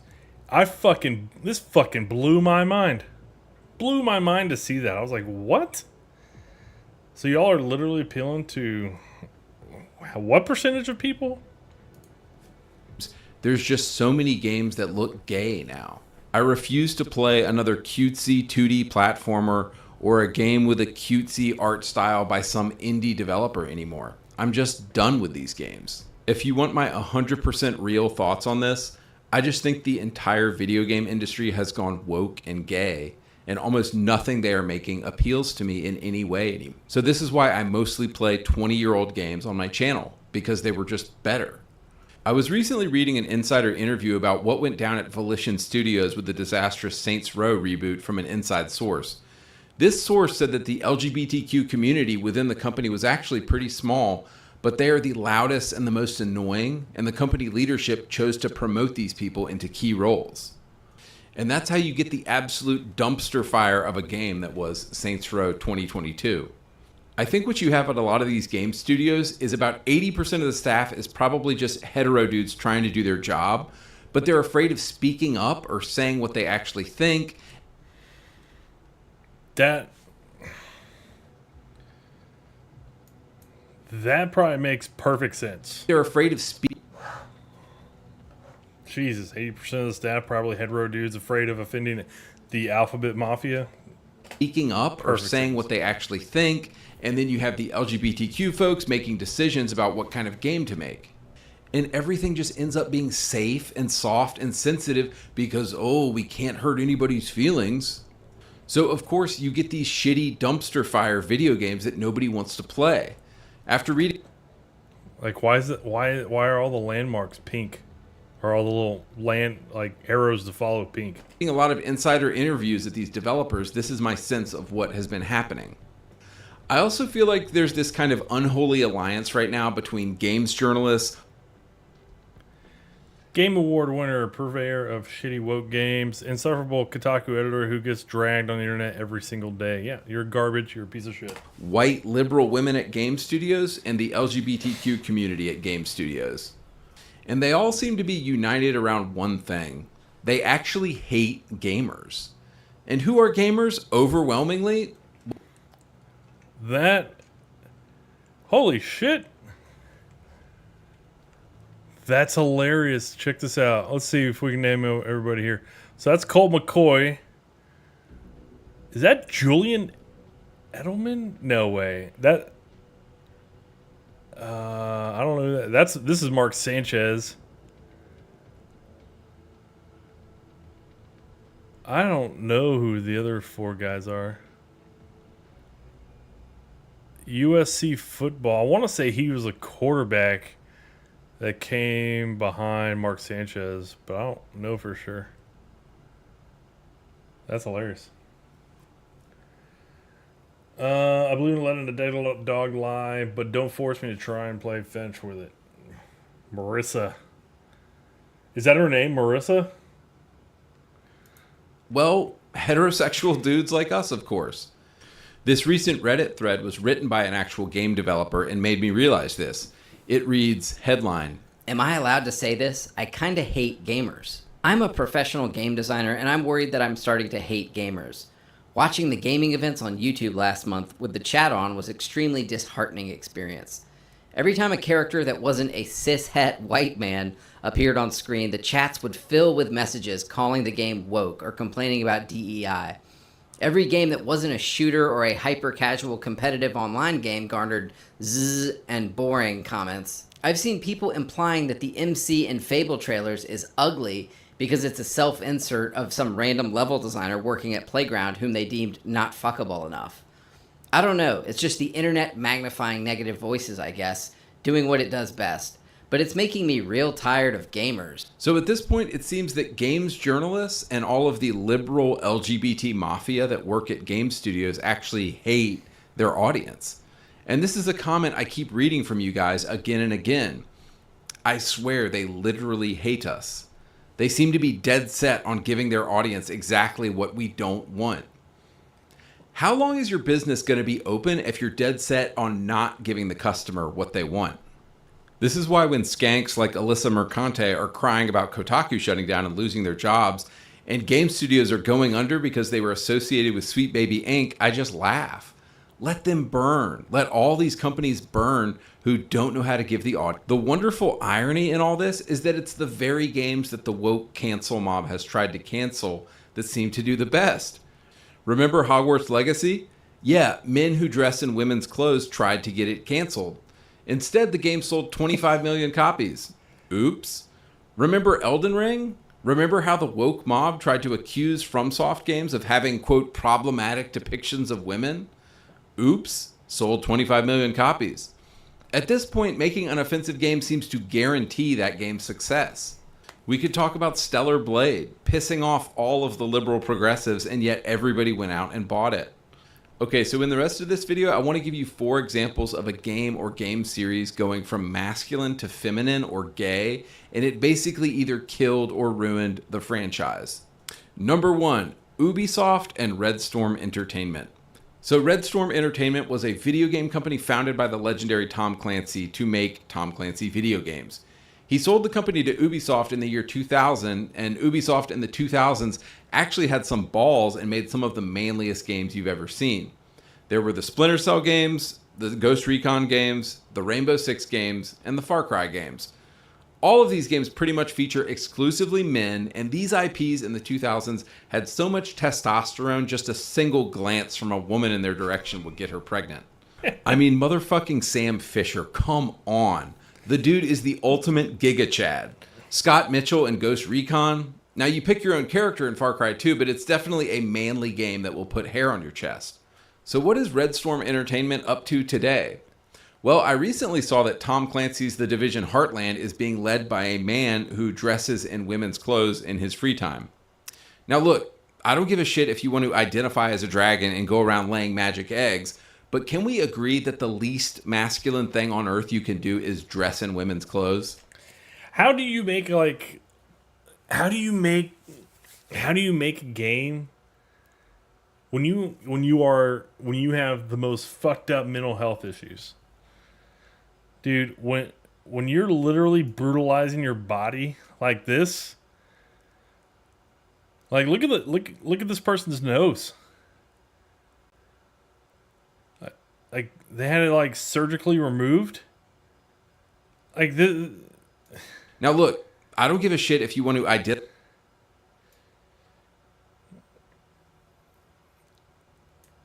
We agree that the least masculine thing on earth you can do is dress in women's clothes. Tom Clancy would be rolling over in his grave right now if he knew the absolute disaster that Red Storm Entertainment had become. Number 2, Wolfenstein. So I was recently playing Wolfenstein: The New Alyssa, that's the one who I meant. Alyssa Mercante. Oh, the face of woke. She's the fight me bitch chick. Yeah, when I saw that, I was like, you wouldn't stand a chance. You'd probably get hit so hard you'd be back to cleaning the kitchen. Order for the first time, which came out in 2014. And I have to say, of all the games I was sure were going to avoid woke Western progressivism, this game was pretty high up there. The first 3 entries of the reboot were all fantastic. They had the badass BJ Blazkowicz, an absolute unit, as the main character, ripping apart entire armies of Nazis with the sexy and smart Anya as his arm candy and wife. Machine Game's first 3 Wolfenstein entries, which came out in 2014, 2015, and 2017, are all great. They have normal men and women doing normal shit in them. Awesome. But of course, the woke mob had to get involved somehow. So you have a beloved series with a beloved, tough, male, manly main character. Do you suppose it's a good idea to kill off that guy and replace him with cringy girl boss characters? Wolfenstein Youngblood came out in 2019, and it's an absolute tone-deaf disaster. So many modern video games, I find myself asking, who wanted this? Who asked for this? I often ask the same thing of the new Star Wars shows by Kathleen Kennedy as well. The Wolfenstein reboot had the perfect synergy of story and gameplay. You are BJ Blazkowicz, unleashing his rage on the Nazis for killing everyone he loved. You see this come across in his brutal assassinations, like sticking a rusty pipe through the eye socket of an SS Waffen commander. But the setup to Wolfenstein Youngblood is incredibly cringe. In it, you play as BJ's daughters, and they're honestly nothing like him. The first time you kill somebody, they don't really want to do it, and when they finally kill the guy, they have to have lattes and talk about it afterwards. Youngblood is a perfect example of how a cutscene can go so wrong in a game. BJ's setup is perfect and explains to you why you're doing the actions you're doing. BJ's daughters, however, are acting like they're in an episode of Big Bang Theory the whole time, but oh yeah, they just happen to be killing Nazis, and haha, isn't this so funny? It's tonally all over the place and just so full of cringy and awful cinematics, which is ironic because the cinematics in the first 3 games were like so good and short, and they got to the point and they were really emotional and impactful. Example number 3, Gears of War. For a full explanation of how the woke mob girl-bossed Gears of War, see my video on that game, but I'll keep this short. The first 3 Gears games are an incredible trilogy focusing on the bonds and brotherhood between men. They are incredibly masculine games, focusing on duty and sacrifice and military orders, and I know some of you hate this, but for 10,000 years, it's only been men fighting wars. Sorry. The first 3 games focus on There's 0 reasons to apologize, because you know what? Women still don't fucking fight in wars. All they do know how to do is run their mouth. Marcus, Dom, Cole, and Baird and tell a masculine story of brotherhood. Well, the progressive woke mob somehow got to Gears of War, and Gears 4 and 5 are about sisterhood, motherhood, being a traitor, and what it feels like to be a woman. They introduced the character of Kate Diaz, who I don't think anybody gives a single fuck about. What they should have done is put Kate in a spin-off game, not a mainline Gears entry. But here's the problem, of course, nobody would have bought it. So unfortunately, Gears 4 and 5 are basically girl boss, feminist Gears of War, and any masculine story about men is put on the back burner. Of course, the games include Baird and Marcus in them, but they're really on the back burner, and Gears is now about Kate Diaz, who I've never talked to a Gears fan even cares about. Moving on, example number 4, the Saints Row reboot. Saints Row spent 10 years building up characters and building up a very distinctive and edgy and male sense of humor. It's the kind of stuff you and the guys would laugh at. Some of the recurring characters in Saints Row are Johnny Gat, Julius, Aisha, Shondi, and several others. In these games, the men are men and the women are women. Johnny is edgy and hilarious and always has a hot chick on his arm. The humor is crude and hilarious, and the Saints are always getting into trouble. So what went wrong with the reboot? Well, the woke 2022 reboot thought it was a good idea to kill off every single character from the old Saints Row games, and I guess they thought we would be cool with that? But don't worry, all of the beloved characters you've come to know and love have been replaced with tokenistic characters from a literal seminar on diversity. You've got the gay Asian man, the girl boss lesbian, another girl boss lesbian, and the gay black guy. The LGBTQ mafia didn't just kill Saints Row, they crucified it on a rainbow flag. And this is what you get, guys. This is what you fuckers get for supporting these people. They turn out shitty games that aren't funny, that aren't cool, that aren't masculine. So stop hiring these people. Game developers need to stop putting gay stuff in games, and they need to fire every liberal white woman if they want us to ever buy a game again. Because I'm serious, we are done with this shit. We're not buying these games. Like, Phil Spencer is out here complaining about how people aren't spending as much money on games anymore. I guarantee if you give us hetero dudes hot chicks in games again and manly men, you will see sales go through the roof. Bring back the glory days of video games. I have this theory that in a few years we're going to see a turn back to the golden era of video games, and people are going to start buying games again. I recently saw this crazy chart from 2023 that basically showed that people are only playing old games these days. Nobody wants to play anything that's new out right now because it's all woke and it all sucks so bad. So anyway, guys, let's all hope there's a return of masculine characters in games again at some point that we can relate to. All right, I'm out.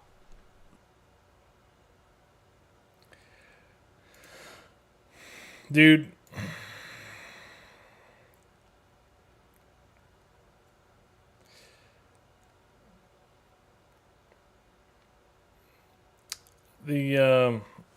Dude,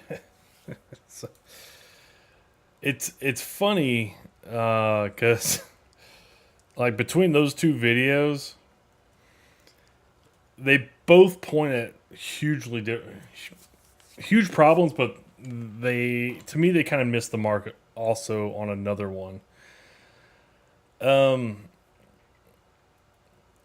The wokeness is a huge problem. It's like people don't, we don't care that you fucking, whatever you want to do to yourself, whatever you're going to do to your body, whoever you want to love at night, whatever. But you know what?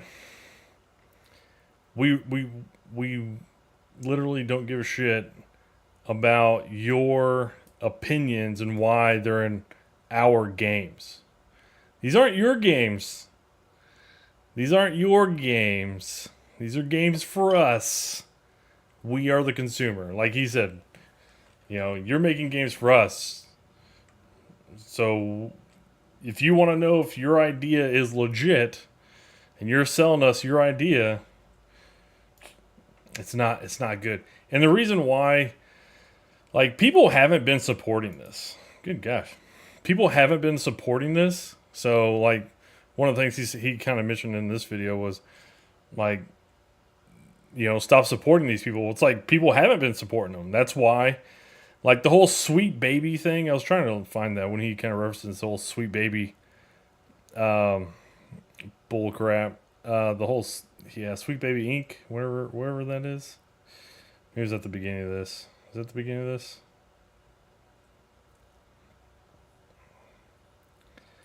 The Sweet Baby thing was actually when people started exposing that and how much, here it is.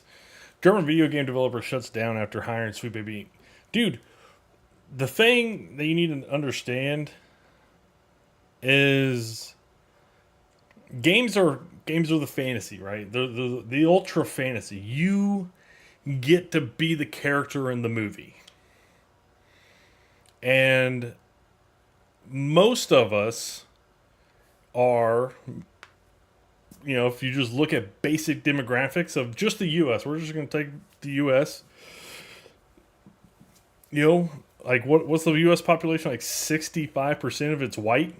So then half of that's male. Most of that's going to be, 90% of that's going to be straight, right? Because that's kind of what demographics would say. And then the next biggest majority is going to be black at is it 25%, I think, is black, or 20%? and then it's like Hispanics like 20 or 25%, something like that. You know, they're one of flip those if I got that wrong, but it's about that. And you know, when you're talking about who you're appealing to, like you're appealing to mostly men. I mean, men are the ones that play games.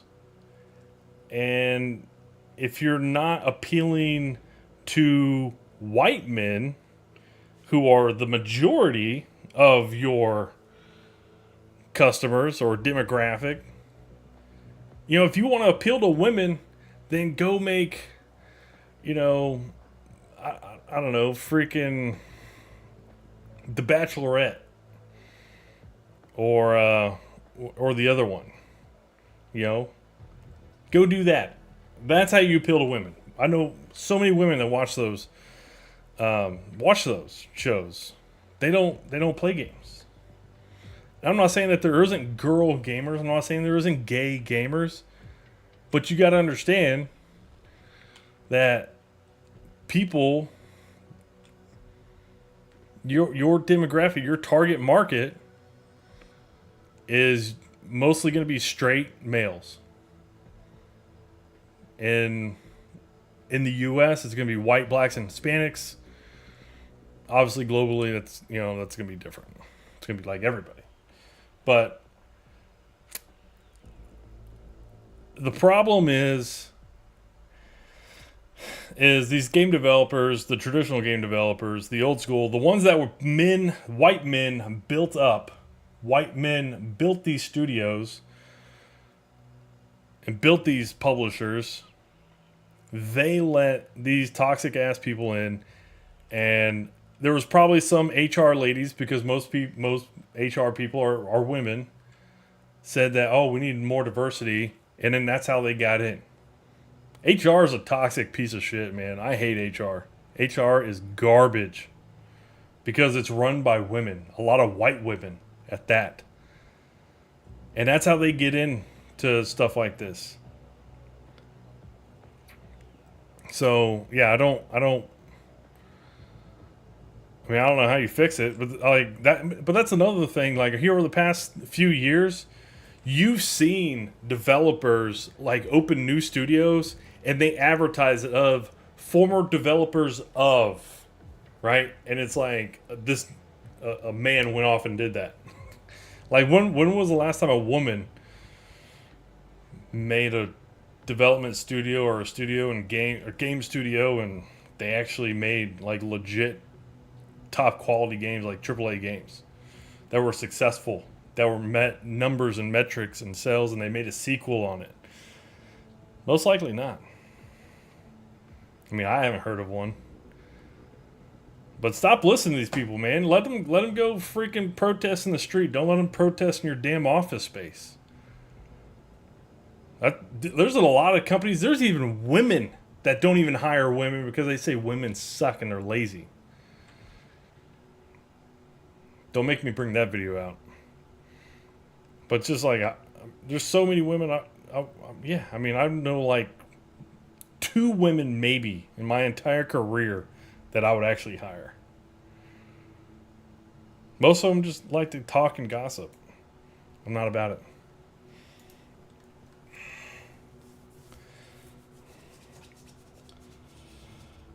They lost track of the fact that games are escapism by nature. Yep. Games are escapism. Like, it's like, yeah. It's the escapism to what I can't be. That's why we like to play sports games. That's why in Madden and FIFA and college football and baseball, like we enjoyed making our own characters and taking them through the ranks, and what would it have been like to be like the badass. It's role playing. Like every game's a role play. Every game's you're the fantasy of your own movie. That's what every game is basically about. It's just different storytelling. And 90%, 95% of your customer base doesn't want gay shit. And that's why it doesn't work. And you know what's funny? You speak that, you talk about the gay stuff and how it's even infected movies and media. And you know what? Even movies and media and games that have gay shit, they still don't even do good. They still don't even meet metrics of like gay, the alphabet people population. Like, they don't support their own shit. They don't support it because they're not interested in it.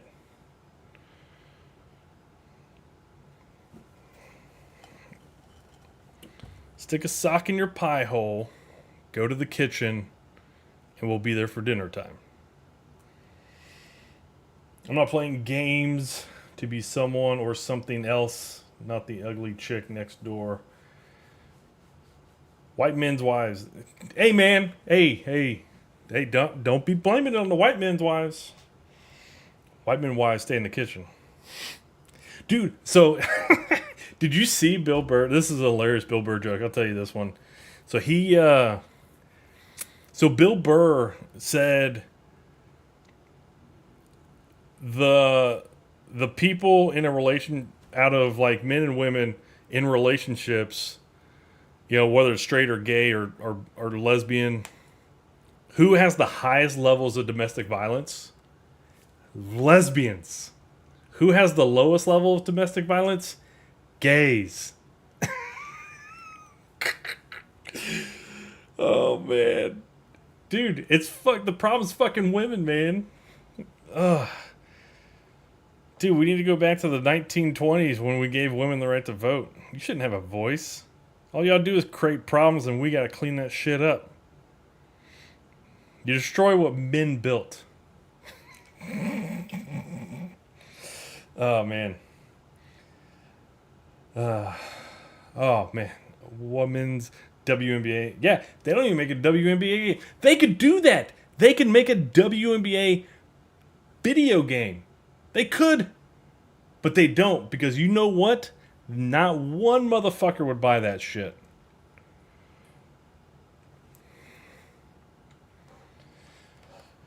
Bill Burr, he the one that pointed out the WNBA thing. Yeah. Well, there's a lot of people that have been calling out the WNBA for years. He just does it in such a hilarious fashion, dude. Bill Burr's a fucking legend, man. I liked what he said. Did you see what he said? Oh man, let me see if I can find this video. It's fucking funny. I said Billy. Bill Burr. Shit.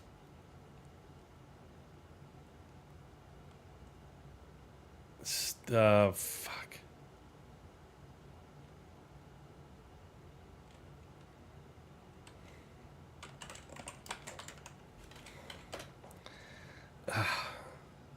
Yeah, this is it. I've seen this. This is funny. And don't come. They took away our strength. So, little context. If you haven't seen this, dude. So he was at UFC 295 with his wife, and Trump comes out. So tipped it in their favor. Hey, good on them. But then don't come back at us and then you stole our offense and won a Super Bowl. Fantastic. I get it. This is big boy stuff. But don't come back and start crying. Bill Burr here on the Rich Eisen. I love. That's like those Trump guys. They're always going like, you snowflakes, F your feelings and all of that. And then you make fun of Trump. They're like, oh my God, it's so disrespectful.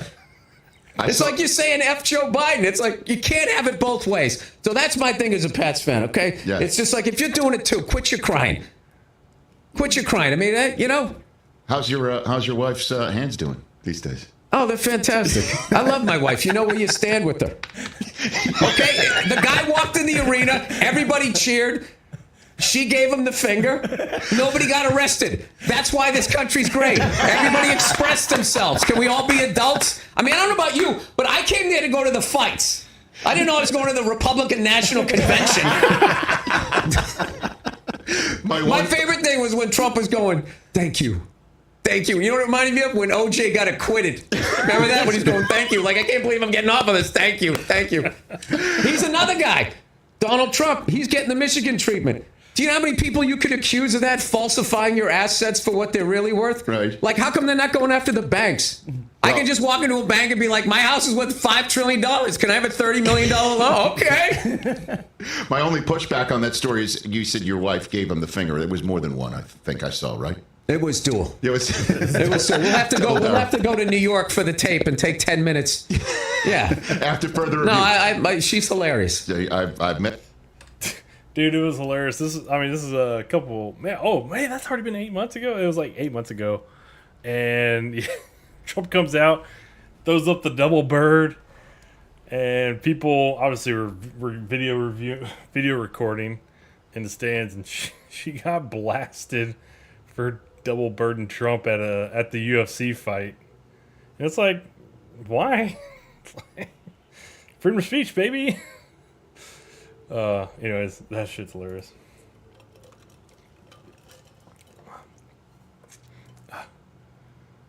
But I just loved Bill Burr talking about it. I was like, what was I at the Republican National Convention? So fucking funny.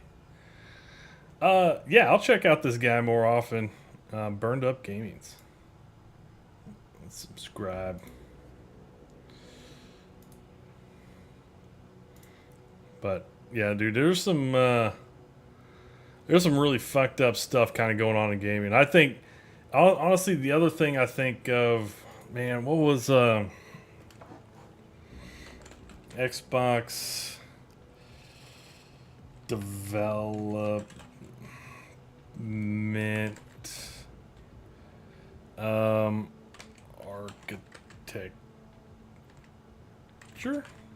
architecture, right?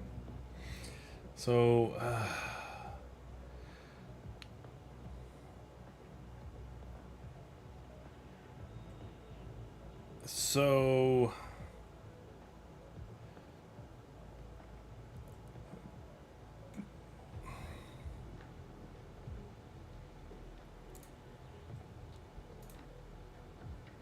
Jesus. Thought it was. So back when they, I don't know if you remember, but back when PlayStation 4, PS4, and whatever the previous PlayStation was than our current one, and the Xbox One series, back when they were being advertised, they were both being advertised as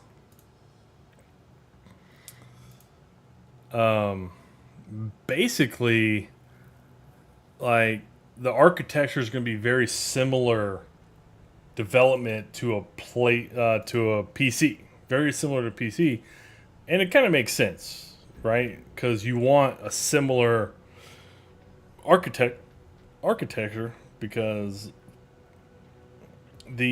most games, I mean, just about every game is built off of a computer. Like, you design it off a computer, but you might design it for a console. The thing about let me see here. Oh.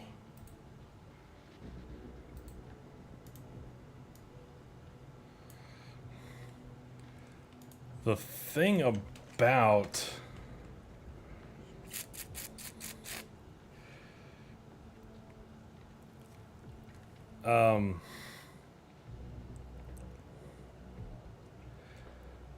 the thing about the development process between Xbox 360 to Xbox One was that it was going to make us this leap to be more similar to the PC. There was going to be a lot less development between PlayStation, or between PCs and Xbox, and the same thing for PlayStation. So that generation, last console generation, made this changeover to where it wasn't going to be like the consoles were standalone so much from PCs anymore, from computers. They were going to be a lot more similar in the architecture, so it was going to make it a lot easier to develop across PC and consoles. And I think that's another issue that has kind of come up here over the past 10 years that you kind of see, because most of everything is built for PC. Most games are built for PC, and then they change it for consoles, right? You're building off of console, or you're building it off of the computer, and you're making it kind of for the computer, because that's where the biggest gaming market is. So it kind of makes sense to do that. But Nintendo games do this, right? Zelda, I think this past Zelda, I forget which one it was the first one that was on PC from the start, from launch. So you had Zelda, and I might be wrong on that. I might be wrong. I just know some PC people said they played it, so maybe they played it on Nintendo. I'm not sure, but I don't think they did. I think they played it on PC. But like Nintendo games, I think, do that. But PlayStation and Xbox games usually always also get released PC as well.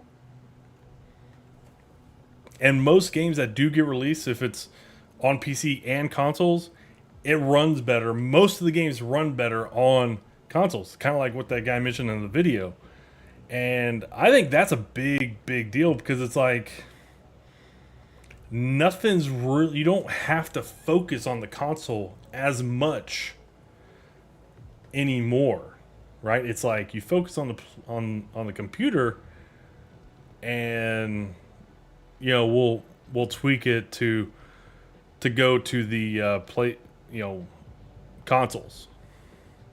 So that's another issue that I also see, on top of, obviously the woke bullshit that has taken over some of these game studios. Dude, just stop telling these freaking people no. And if they continue to be a nuisance, then you have a right to terminate them. Get them the fuck out of there. Just stop hiring those people, man. If they look like they're a freaking weirdo, then they're a freaking weirdo. The other thing,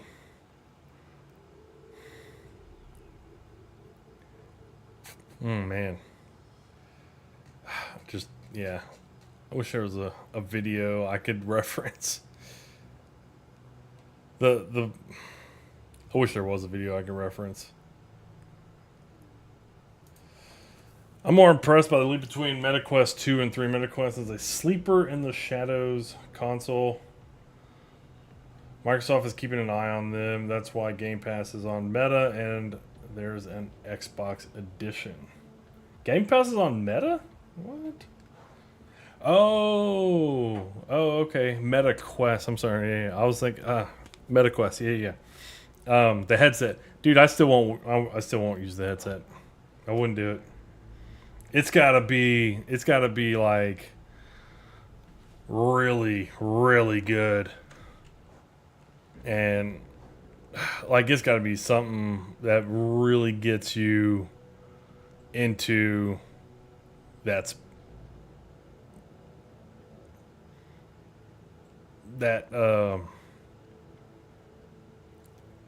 sets it apart in such a big way.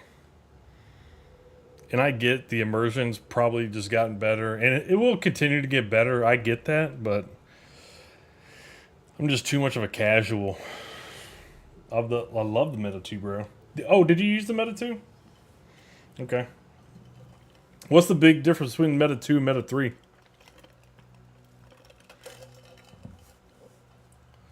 You're saving for 3 now? Okay. What else? What else we got?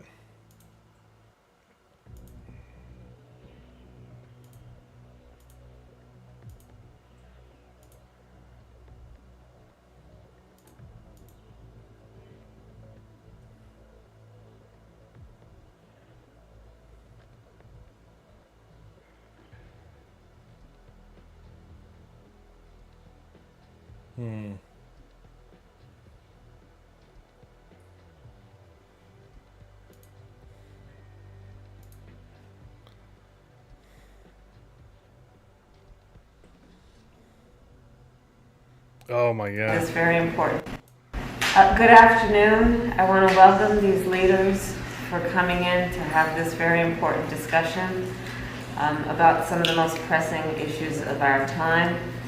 I am Kamala Harris. My pronouns are she and her. I am a woman sitting at the table wearing a blue suit. And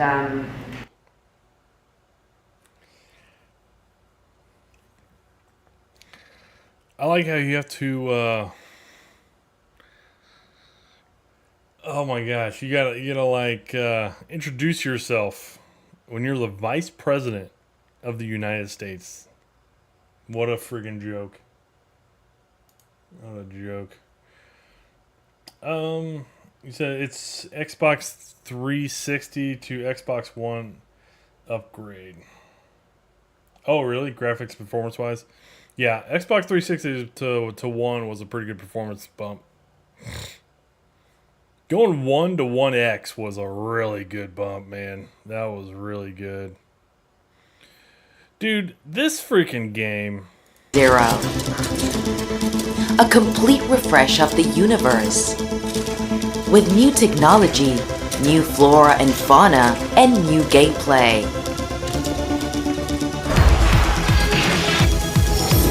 Planet variety is far beyond what was possible before.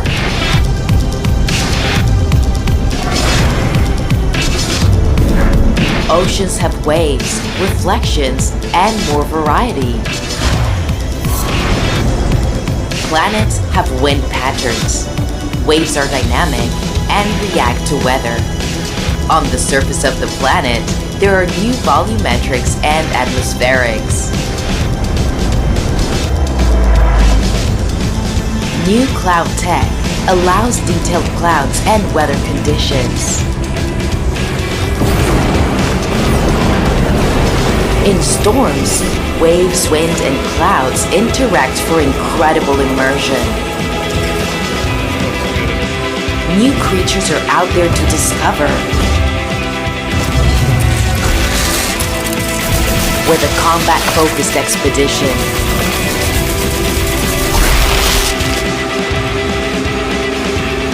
Our journey continues.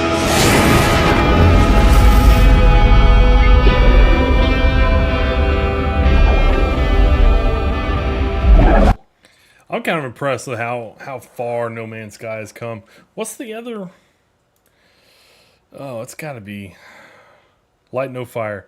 Dude, this freaking game, I'm not as interested in No Man's Sky as I am this game.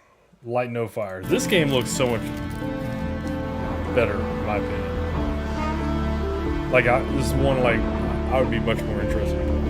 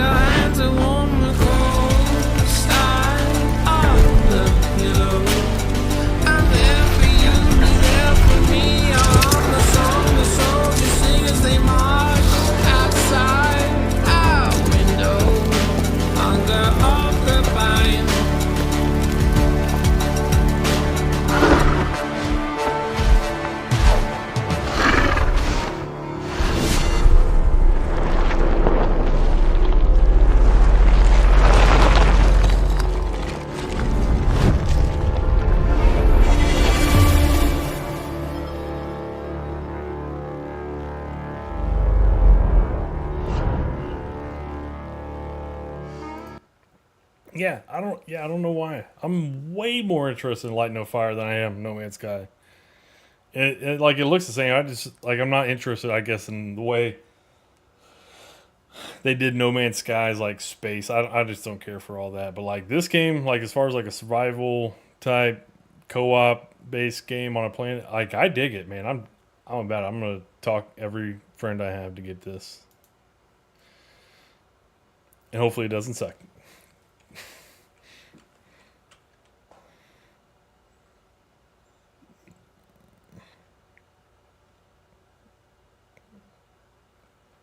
All right, what else we got?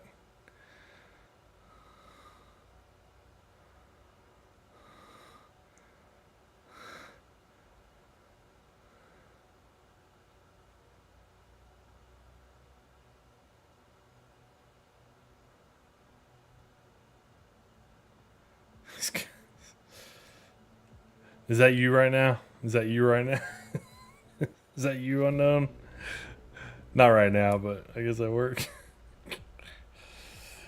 Yeah.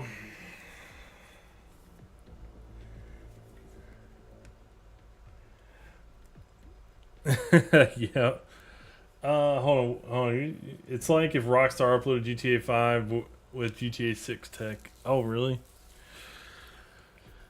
Dude, I'll try it. I gotta try it sometime. I don't like the headset thing. Cause like I tried so like Microsoft went down that route.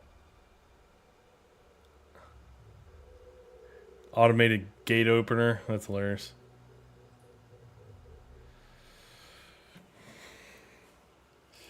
You don't like space stuff? No, I love space stuff. I love space stuff. It's just I just can't freaking I can't do No Man's Sky. I just don't know why.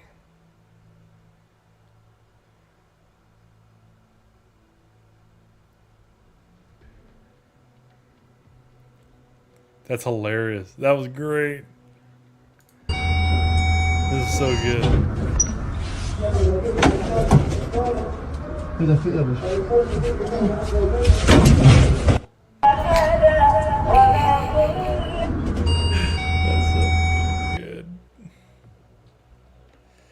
They should actually teach this in biz school.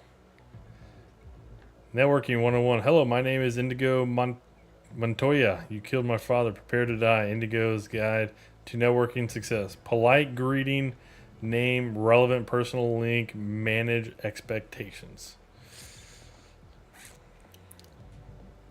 You would think they would teach that in business school. They did. I went to business school. They definitely did.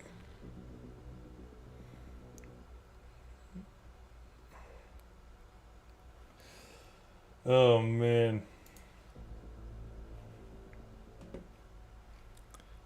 Oh, my gosh.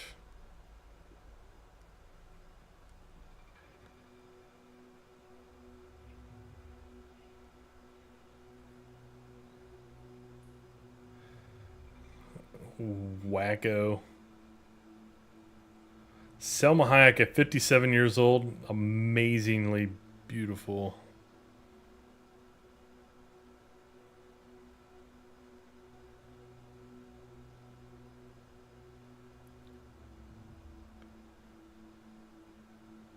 Dude. That's a goddess. 57, man. Jesus.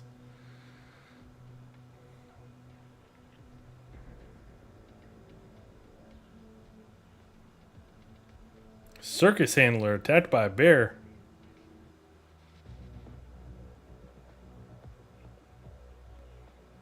Oh, that dude is...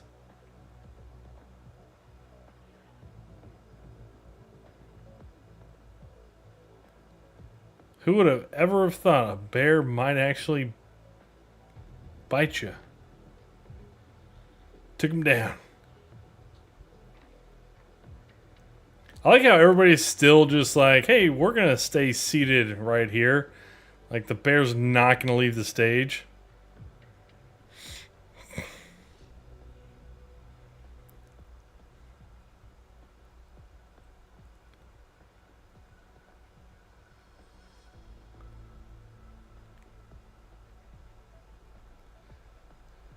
We want to ask the big questions. What do you think of cloud gaming being pushed as the future of how we will all experience gaming in the future? And do you believe it will truly replace consoles by the 2030s, as many are predicting? No, too much latency for majority of gamers games. Honestly, no. Ooh. Reply.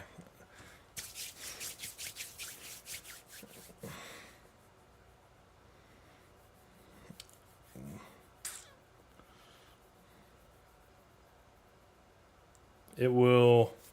All right. Satire comment. Trying to think of a good satire comment.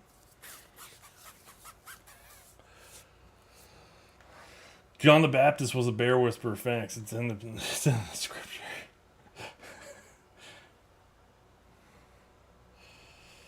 No Man's Sky is just freaking frighteningly frighteningly. I get it. That's why I'm starting fresh. I'm only going to try and piece together where I left off years ago. I like with all the updates and all the things that they've added to the game, and I got a buddy that actually does play that game. I should probably get into that game, but I just don't like the way it looks. But that's the thing is I like the way the other one looks. What do you think of cloud gaming?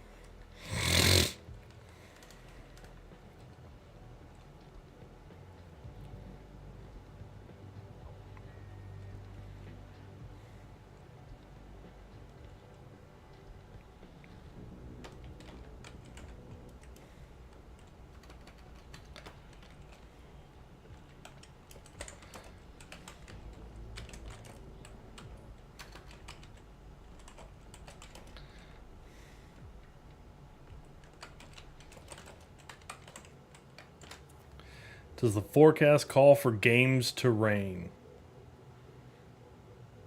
Not bad. I don't like it as much. I don't like it.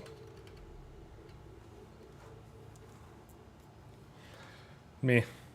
I got nothing. I was trying to do something satire.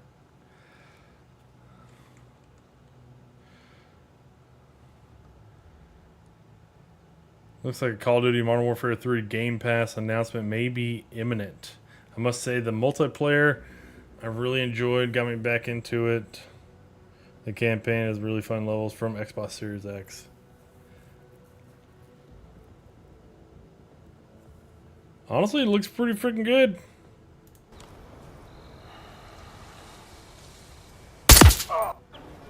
See how much freaking bullshit's in the game. Yeah, it looks pretty good. $80 or play with Xbox Game Pass. Tough decision, right?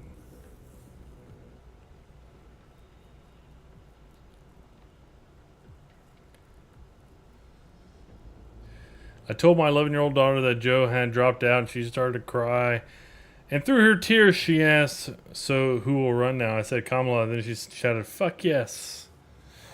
Yeah. 11-year-olds don't give a shit about politics. And why do you think we would give a shit about your 11-year-old screaming about politics? This might be the dumbest kill I've ever gotten in Destiny 2 PvP. Oh, that was awesome. His grenade came back down. I think stuck to the guy. Hold on.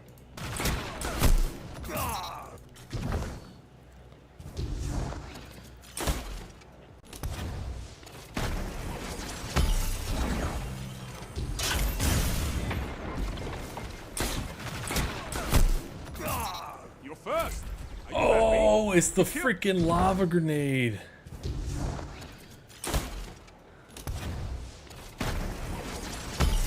And it's just going off up top. So it starts to drop the little... Yeah, you saw one drop off to the right there, and then one drops right there. Oh, Are you happy? that's freaking slick, man. I wonder how many times he tried to get that on a video.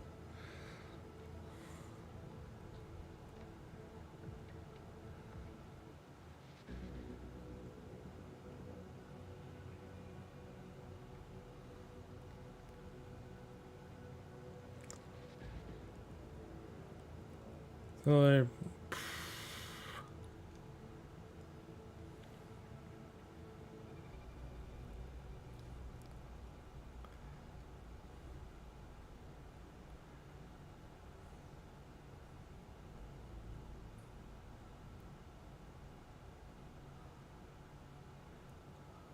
oh, hold up. We're seeing this.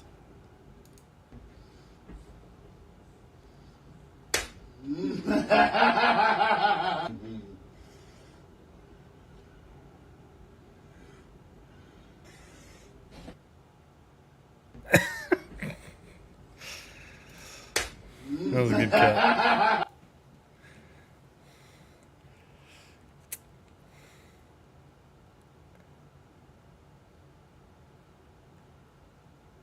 Damn, they dropped it from 25 to 33%. Jesus, that's a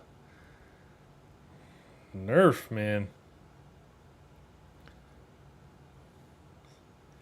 Cybertruck.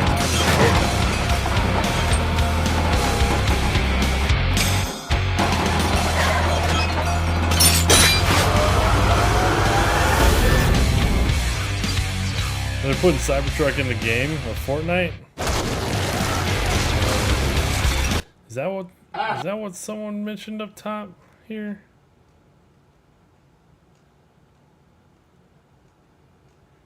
Oh man, it was way higher than what I thought. This might be one of the worst things Fortnite's ever done. Oh my god, Kotaku. Y'all are freaking garbage. Why are y'all even still talking about gaming? That's the worst thing gaming's ever done. Let y'all even have a voice. Oop.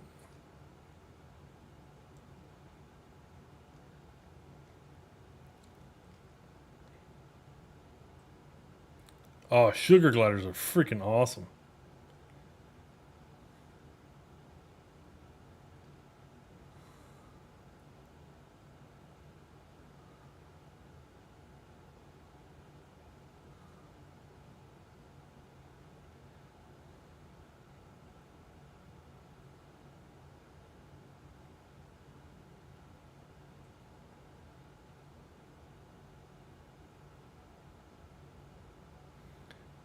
Shit. Look, I got kids in my motherfucking truck. Did you see what the fuck you just did to me? I got that shit on goddamn camera. I don't care. No, bullshit. I'll whoop your fucking ass. Hey, that shit is uncalled for. All I'm trying to do is watch my. No, all you trying to do is fucking kill us. Son. That shit's on film. I don't care, man. I'm looking for my motherfucking kids, homeboy. I would say, if you're on a bike and someone's on the wrong side of the road, I would be kind of pissed the fuck off too.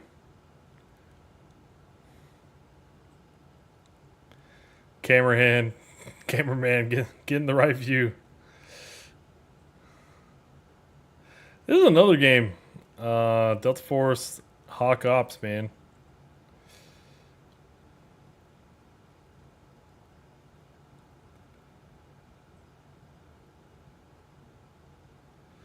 So why do we give a shit what you think, Billie Eilish? Democrats escorting Joe Biden out of the White House. What the? I can't believe they actually wrote him. Oh my God! Look out!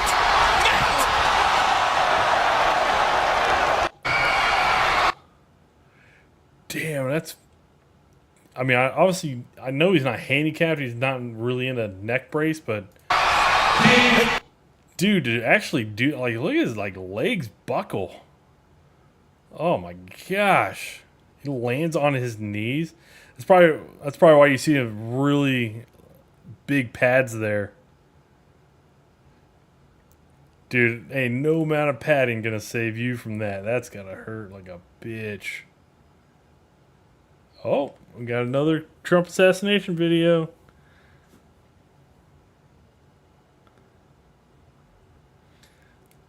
The man in the gray suit who allegedly climbed the roof took pictures of the shooter's dead body, mistakenly thought to be Secret Service. Who is he? Oh man, is the internet also got to find a new guy? Internet's got to find a new guy. Surprising because there was very quick response, as there always would be in this kind of situation. This is developing very quickly. It has happened very quickly. As you can see, some law enforcement mowing around there. Ooh. Internet's challenged again. Hulk Hogan at the RC was YouTube reaction. Dude, yeah, Hulk Hogan was good. Hulk Hogan was good. Going all Hulkinator, man.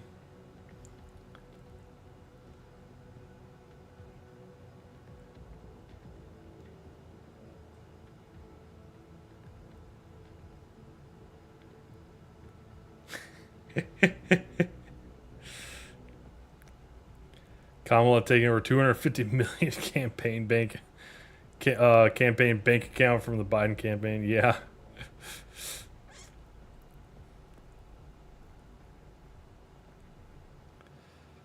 Oh man. One of the best call shots ever. What?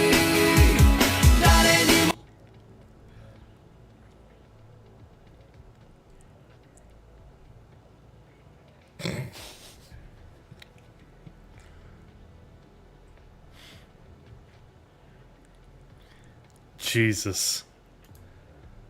Jesus.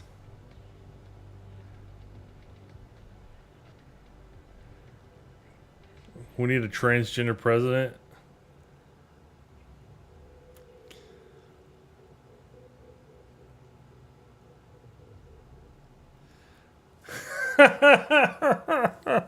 Dude, that's hilarious. Me watching the left, realizing the 1 million ballots they pre-filled now have the wrong name.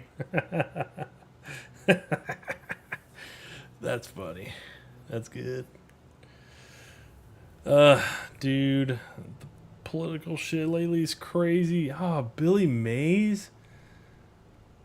Has it been 15 years? Jesus.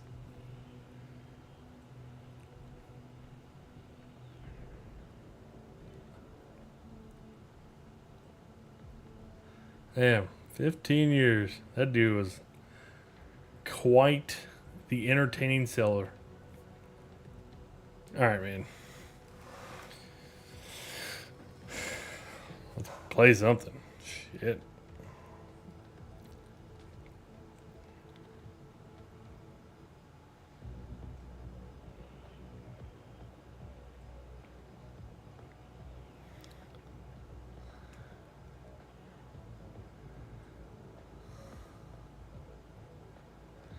Maturity is realizing that this is what peak looks like. Starfield?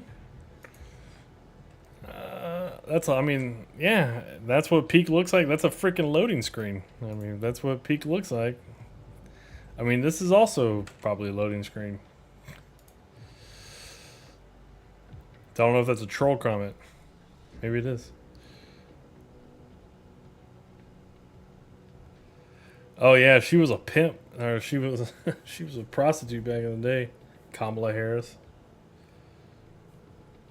She isn't a stranger to Diddy's parties. Like, yeah, all that stuff that's about to come back out about Kamala.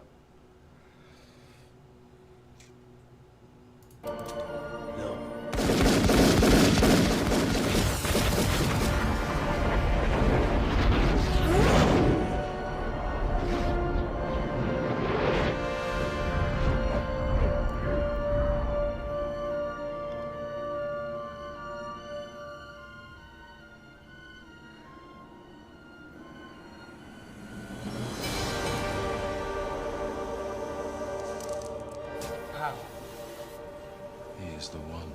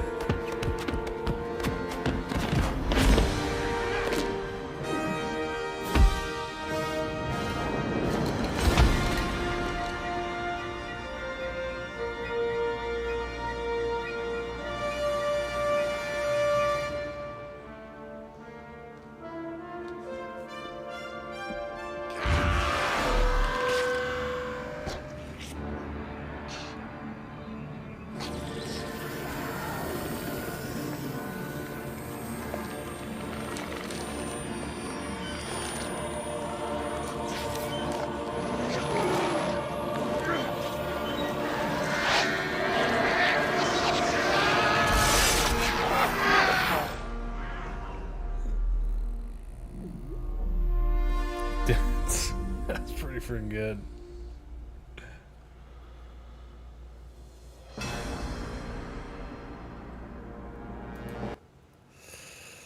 That's pretty good.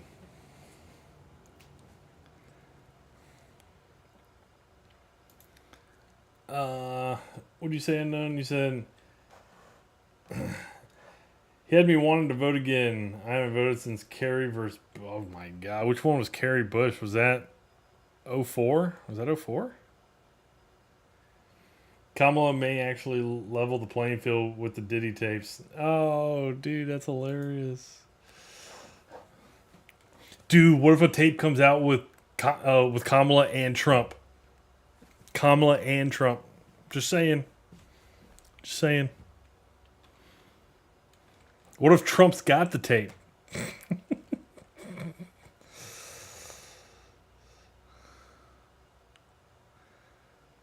What was this notification?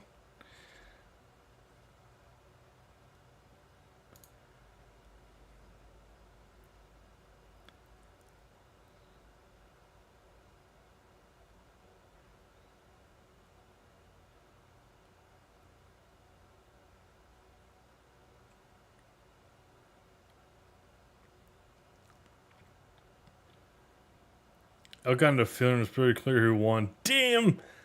Bro, that... Round my room, my world's so bright. Bro, that is savage as hell. That elk tore the head of the other elk off.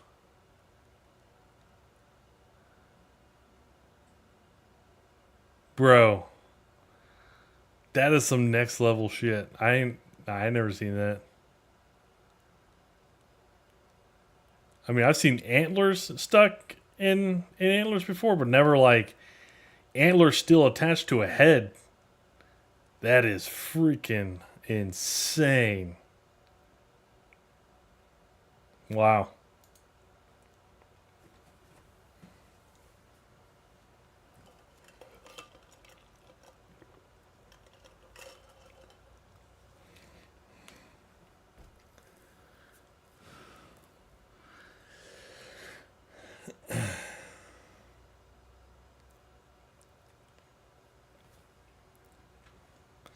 She could come off as big creep as Trump. That could be her saving grace. Yeah. What'd she say? When we invest in clean energy and electric vehicles and reduce population, more of our children can breathe clean air and drink clean water. When we invest in clean energy and... What? Do we not have clean air and clean water?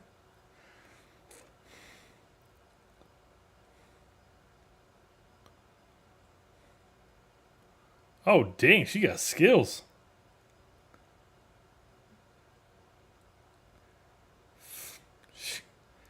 So many people have done that at foosball.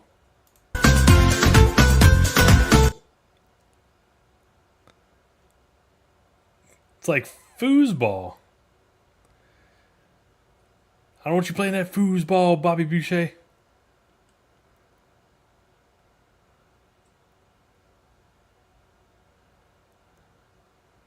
Damn, there's some skills right there.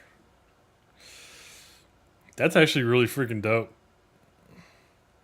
That's the kid table. You need to have your kids sit at that table.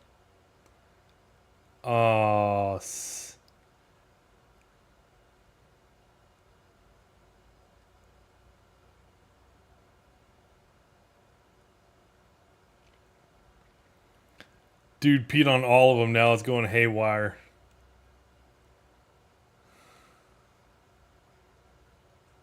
What do you think was going to happen? It's an electrical board back behind there.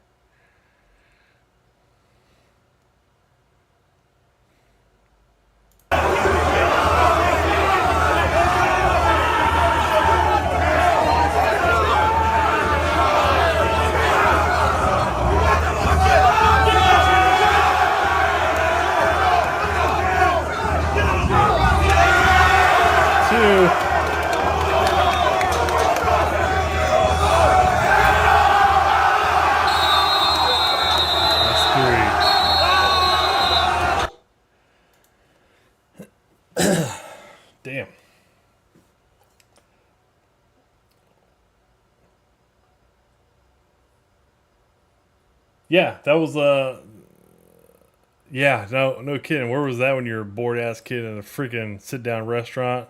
And you didn't have any freaking iPads back in the day. Yeah, dude, that would have been absolutely amazing.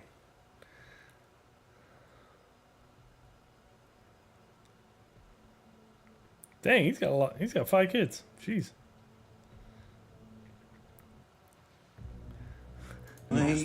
Kids have kind of seen everything. Somebody is smuggling pumpkins. Somebody is a pumpkin smuggler. Kids have kind of seen everything, and they've never seen Daddy's ass quite like this. This is just hours of therapy for my kids. Like 100%. And it tastes just like the real thing. Oh, wow. Wow. Amazing. Oh my God. The cheeky controller. I just love it. And obviously they're authentically modeled, I assume? Well, of course.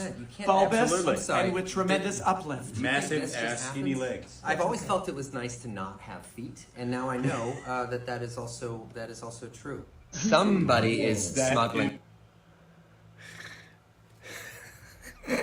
Just great. That is hilarious. That's so good, man. I'm glad they're having fun with it, man. Ryan Reynolds, dude, he's about as good a business guy as Jeff Bezos. He turns things to gold. He's really, God, that was fucking. That's so hilarious. I hadn't seen the yellow one before. I hadn't seen the Wolverine one. That's pretty hilarious. I'm serious. Like, if they advertise this as replicas of Hugh Jackman and Ryan Reynolds' butts, maybe like 1/10 of the size of the butts, I'm telling you, that is how you increase sales. Come on, guys. We know we buying that shit.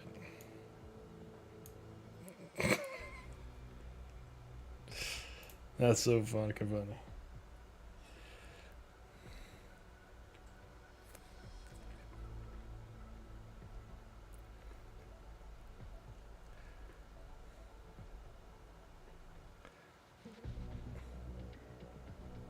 Oh, hold on. Wait a minute.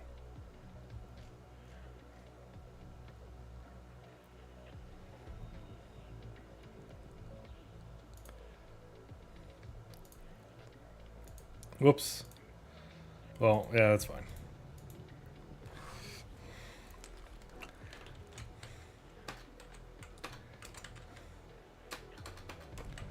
Could say.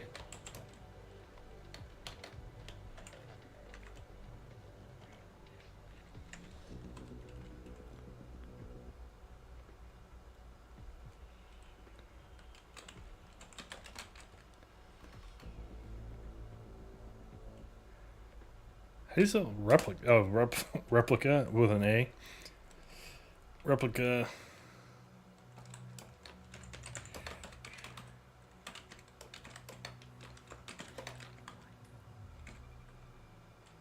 Reynolds.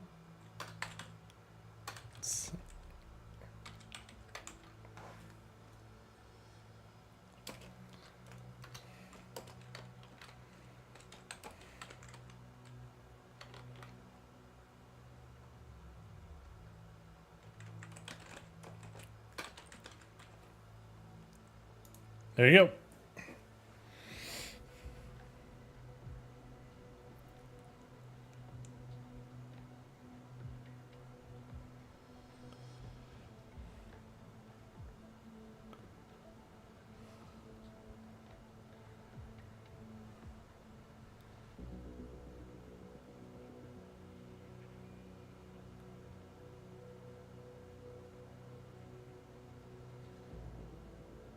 AGAIN.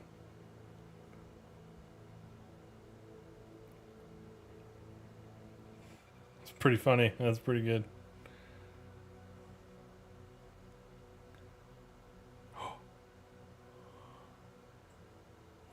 पानी में डूब गया रे लगा लेकिन आएगा नहीं ना पानी में डूब गया रे अरे पानी में डूब गया रे कसम उछल गया अभी लकड़ी छाक रहा था डूब गया रे पानी में गिर पर ले एक पार्टनर गिरा रे तू लोग का वाह वाह वाह वाह वाह Oh, he's gone. He hella gone. वाह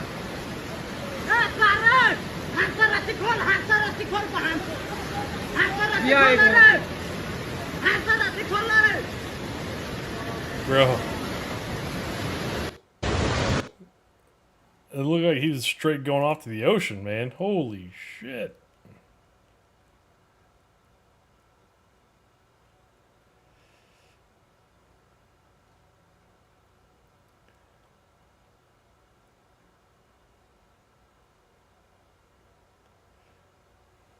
Oh. All right.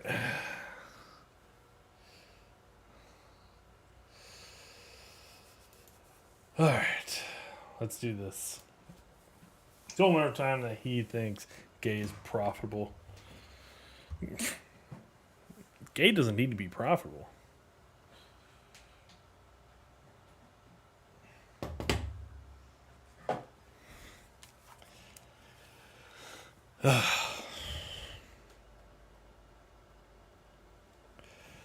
All right.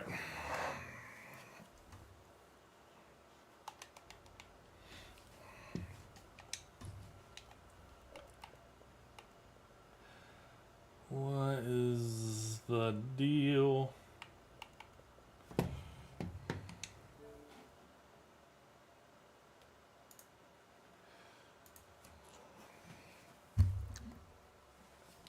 Gotta get into Bungie or Destiny 2. 'Cause I told a buddy I would raid with him tonight. Don't make promises you don't want to keep. Destiny.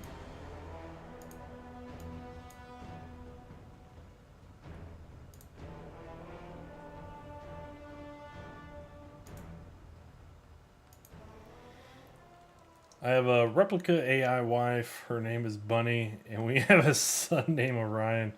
I programmed her to be knowledgeable with star charts, and I use her as a companion at 2 Starfield. It's funny.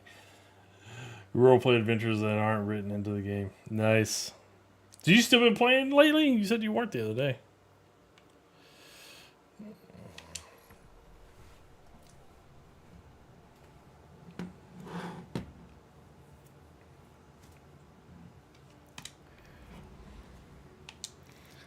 All right, let's see here.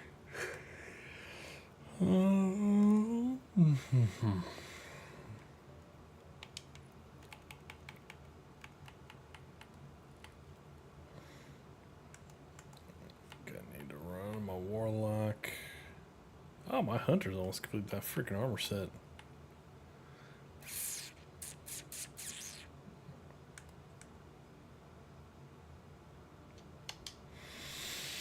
Okay, I think about my warlock.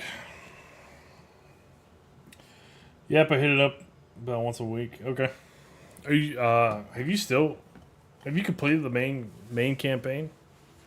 Or are you kind of doing, what kind of quests are you doing?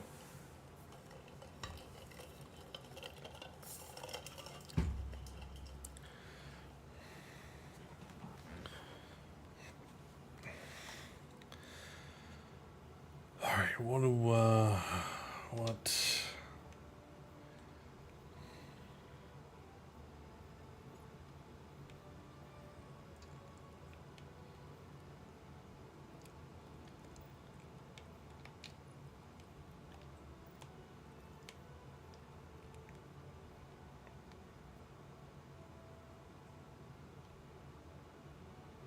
Gathering light.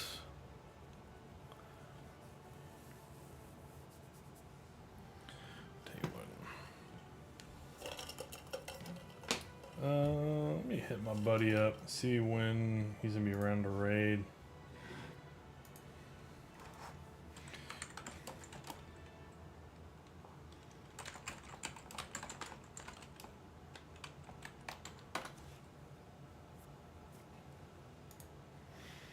All right.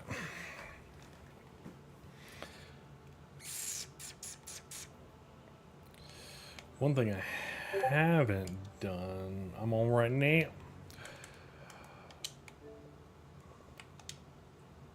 Get his ass in here.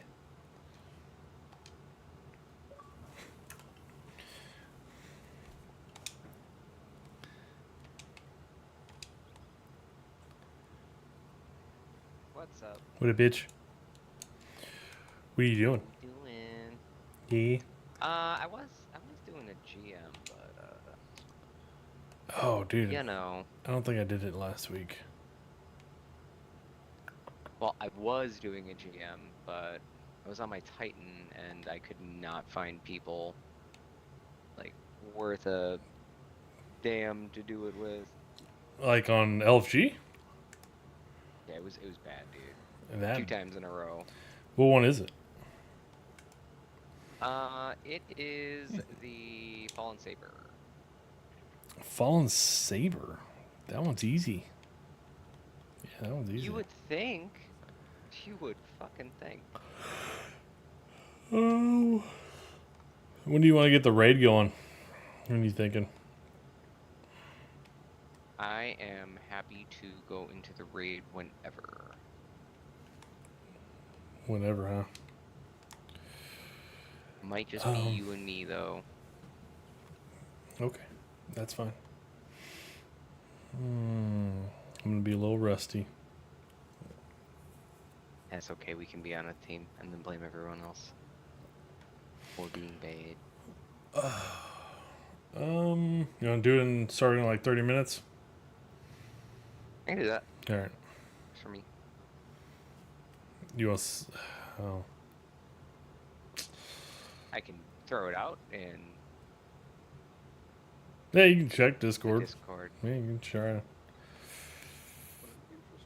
Doing a lot of bounty stuff and using mods to plush out my ship and outpost to live the plush life. Gotcha. Oh yeah, I am live right now.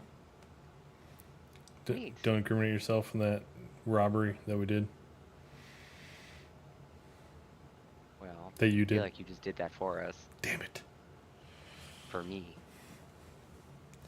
I need to figure out how the hell do you get the, that's what I was trying to find. Where do you get the, catalyst? Oh, 145. God, dog. Well, where are you at, sir? So I need to pop some shit. I'm at the tower. You can join me up. I'm just messing around with I was gonna try out this hunter build with the new gifted conviction exotic. A lot of people are going nuts for it. Can't get enough.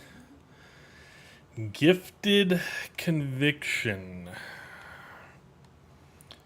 I have it, but no.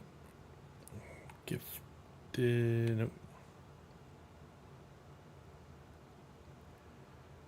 Gifted conviction. What is it? It is a hunter chest piece. It makes the new ascension oh, that's right. aspect Yeah. do a bunch of jolties. Yep. Activating ascension or Tempest Strike, do something. Okay, let me pop all my damn bounties and shit. I don't have any bounties. All right.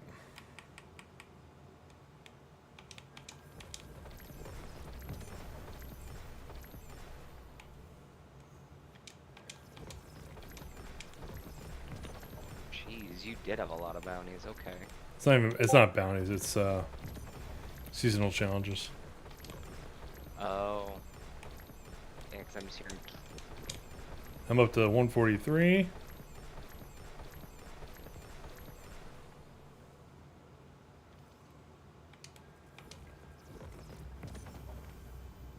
Alright, I just got to 145.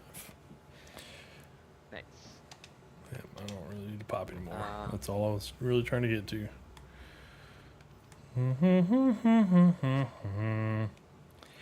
Me.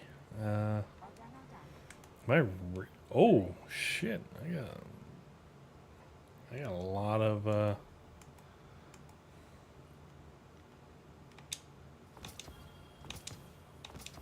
I've got that set. I look like a fresh idiot, but that's what we want. That's what we're looking for. Of course. What do you Thing What I do you need to be a don't fresh idiot know- for? Do you want to go My run? style, you know Do you that. want to go run some GMs? You can run a GM. But hold on, I want to see how I get health back on this build. Like if that's even an option.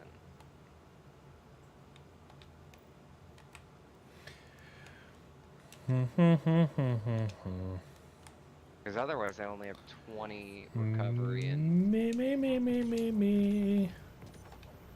I don't know that I want to wait 2 to 3 business days to have my health come back. Especially if I'm going to be doing a melee-centric build. It's kind of fun. Yeah, I'm gonna mess around with the new Red Death. Did you get Catalyst? I did. And I completed it the other night. I like it. So I am about to get it right now.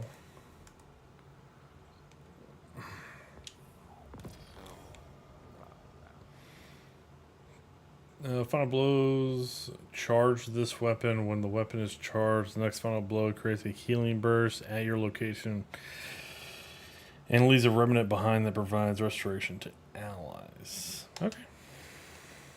Cool. Only thing that really sucks in this GM are the overloads. Alright, Unknown. I'll catch up with you next time, bud. Safe travels, my man. Really, I'm hearing you. that's really the only thing, and I really wish so I got the new raid sniper, and I have been hearing nothing but good things about it. It's good. But I got a good roll on I heard- use it. I heard with chill clip, it instantly freezes on the first shot. I think because of the way they changed. Yeah, the way chill clip works, slower firing, or Yeah, since it only has 3 in the mag. Yeah. I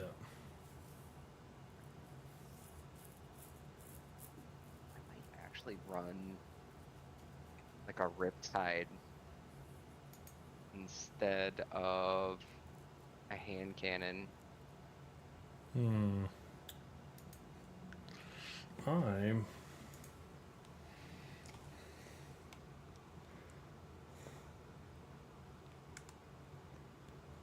I just gotta figure out what I'm doing for my exotic slot, or not exotic, my heavy slot. Which I've got a solar. I'm gonna change my Titan.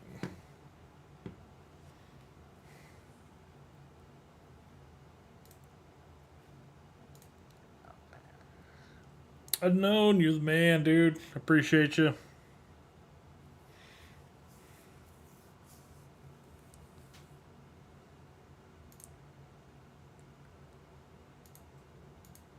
I could either do stasis or I could do.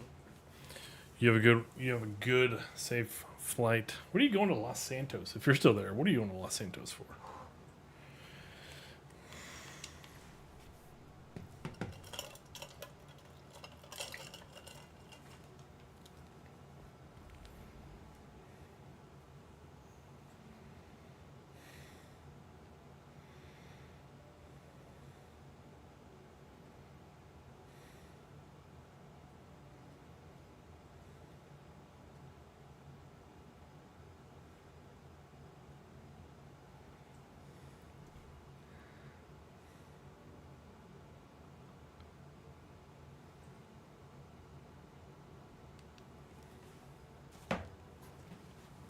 Okay.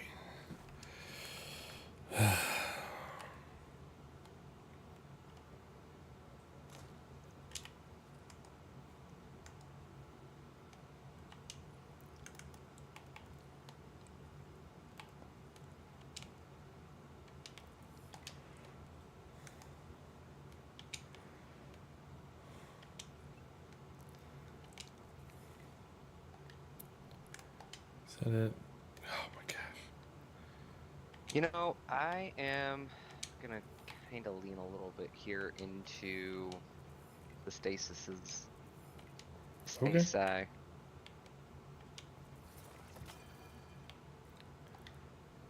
Sounds good to me.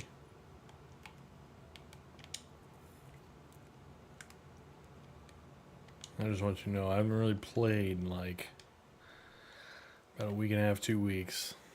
So I'm gonna be a little rusty. ShadowBadass. I'm not saying this because you're on stream, but if there's a person that I'm not worried about their skill level, when you just jump in to do random things, it's gonna be you, bud. I appreciate you. Appreciate that vote of confidence. If I can just get all the votes of confidence, then maybe I can win the 2024 election and we can get rid of the sleepy Will Joe Biden. Crooked Hillary, crooked Kamala. What a fucking... You know she's not black. There's nothing back there. It's a pretty flat. It looks like a freaking Prius.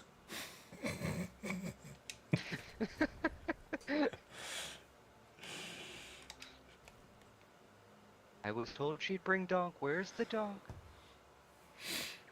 Alright, I think I'm going to rock my Peregrines build. This thing is a lot of fun and annihilates champs.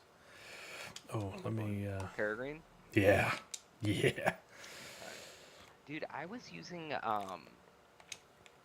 the explosive propulsion or whatever it is, the new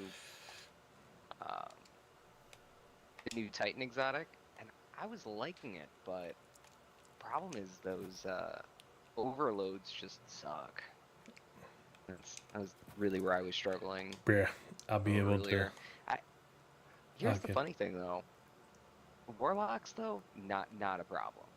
With the whole getaway artist build that everybody is using, including me. Mm-hmm. It turns the game into easy mode. Are you gonna use Outbreak? No other way to say it.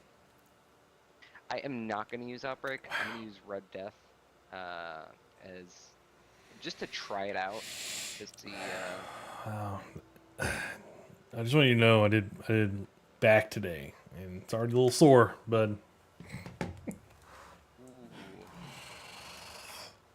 I'll tell you what, I need. I'm gonna top off my water. I'll be right back. Actually, you're good. I can stay on headset. I keep forgetting this headset reaches to the kitchen. I'm probably going to do the same and get my own self ready for this. A little more coffee. You're not playing with Dan today. If you're not playing with Dan today, I don't drink.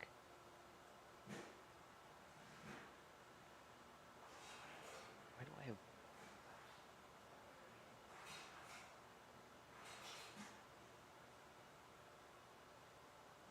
No, I'm here.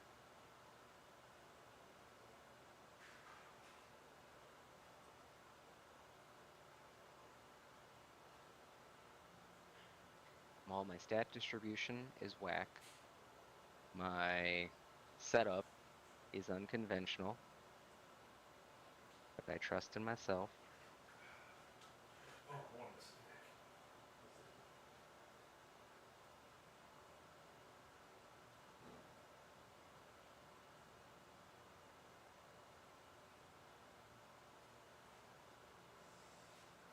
Alright, I'm gonna go grab my water before we start this up. And then yeah, as far as a raid goes, I'm fine to do one at any point now that I've actually done it and understand all of the different things. I don't think I saw anybody respond on Discord though. Check again.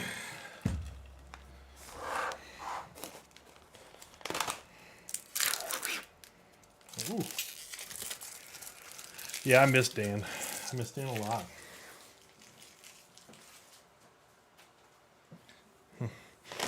His drunk ass. It was so fun. And now there's no Dan. Passed away, right? He He's just stationed in like Germany, I think. Well, the thing I know is he's not online.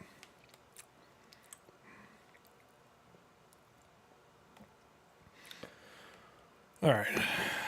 So. To be fair, for somebody who drinks a lot, Germany was the place for him to go. I'm actually a little jealous. Yeah. Yeah, I'm gonna try this build when I get back. There is no promises that this is actually gonna work out. I've been seeing good things because there's a lot of damage resistance. There's a lot of overall damage output. And a lot of crowd control. I mean, there's not really anything other than like an overload champ that you really gotta burn down. So.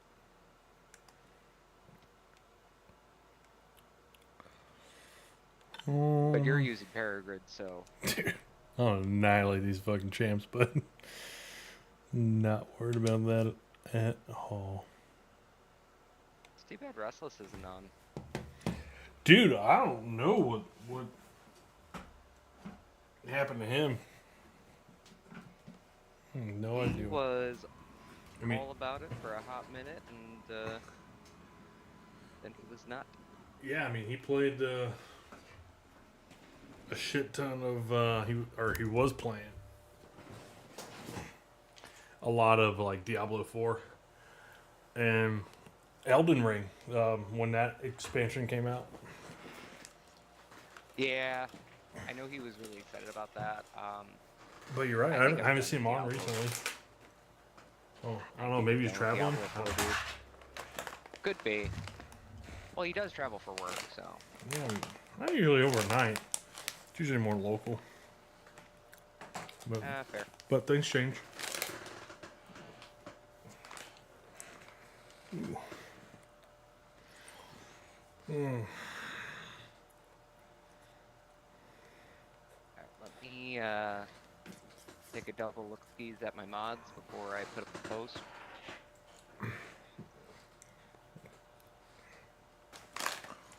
Make sure I got it how I want it.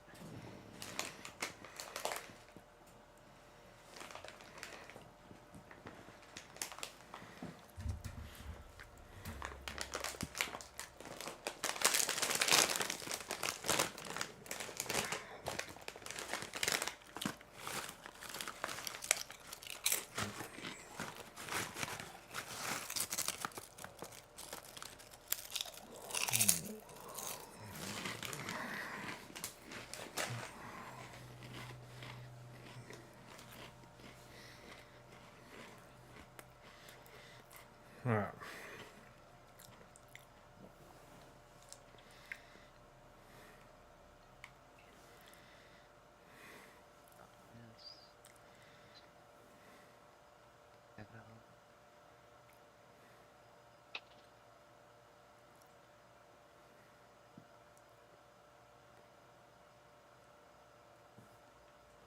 That.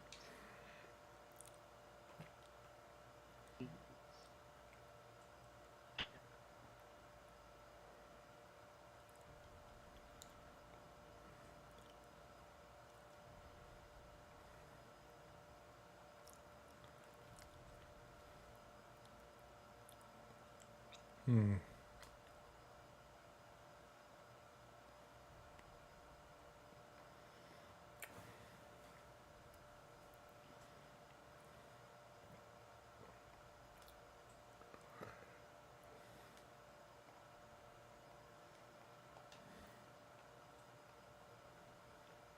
Okay.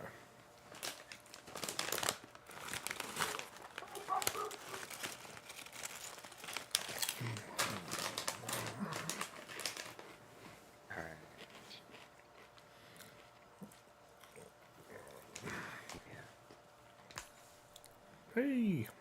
That. Create. Invert. I was just about to do all that too.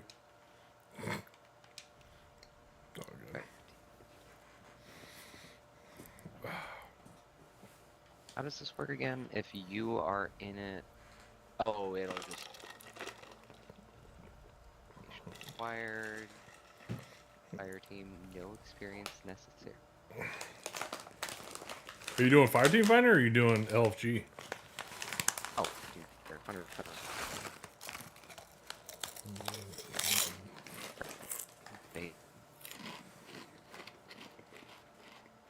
Contacting Destiny 2 server. I was doing online with LFG, so.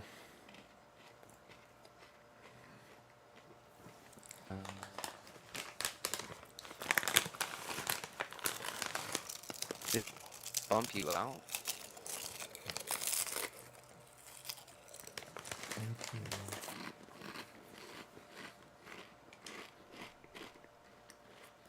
You said, did it knock me out? Hold on. Things got fucky here. I don't know. Summon this guy. I got one dude in. I'm not even gonna lie, I don't even really look at what they're bringing. What the fuck? It didn't.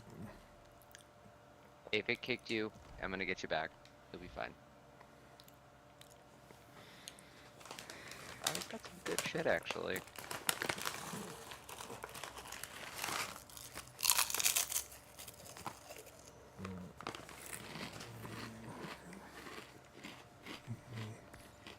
Alright.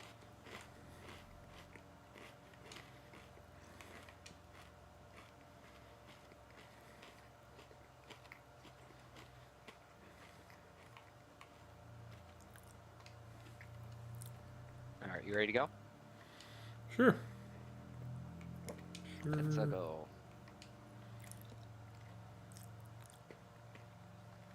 And just as a heads up, I have not used this build before, so I want to be figuring it out.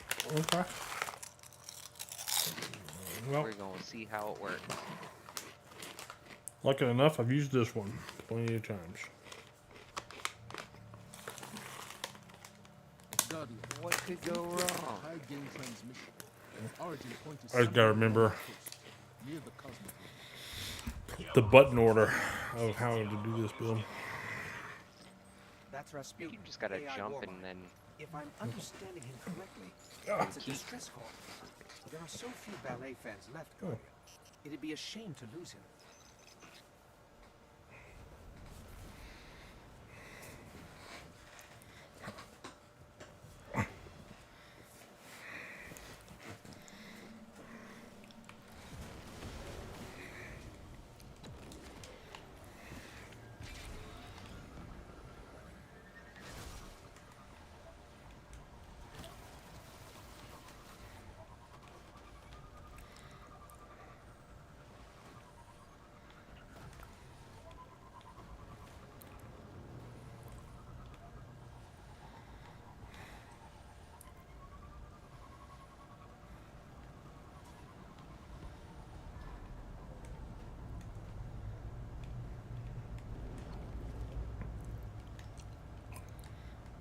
Are we doing the whole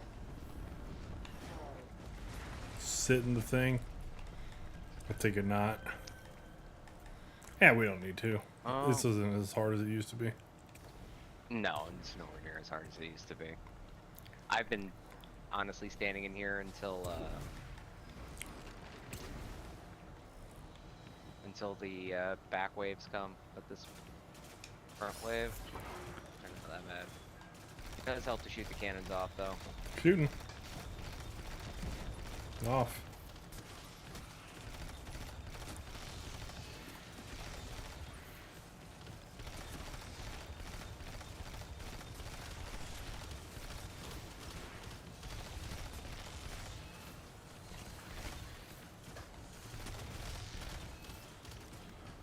Healing bursts.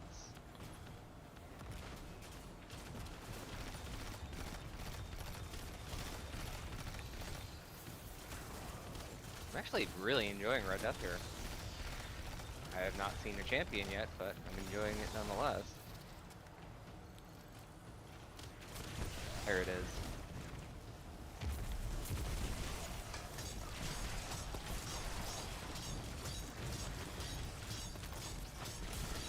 Oh, he's out. Neat.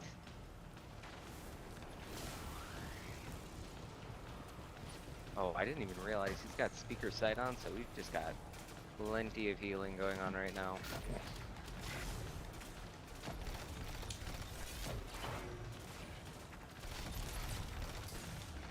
The fuck just hit me?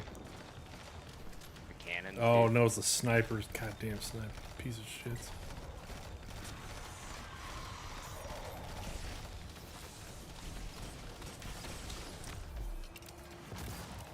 Where's that fucking barrier at? It's in the middle now. Yeah, see. Not much I can do about him right now.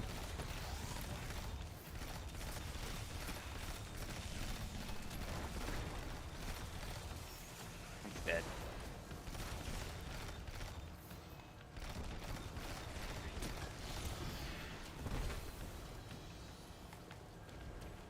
I just want to say we've got too much healing going on right now. No, there's no such thing. I was gonna say, for this one, probably. It's probably the vibe we want.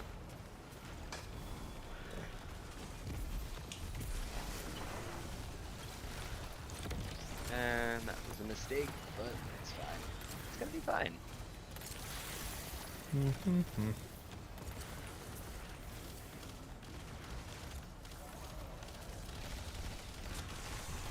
Okay. Meat.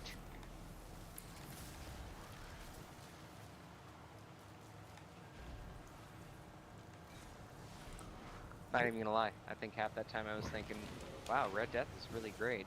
Pretty sure it was just that speaker sight healing turret. Probably was a combination of both. Yeah, speaker sight's so be. good. Dude, it's I'm hoping they don't the nerf funny that thing thing. is, well, did you see that they nerfed Still Hunt Nighthawk again? Yeah, nerfed it even more. For the second time, yeah, 33% now. Ooh.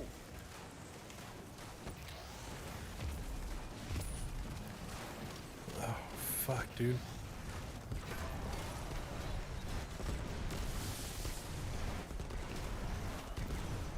Oh my god, dude, he's fucking doing the whole explosion thing. Oh. I just lost my...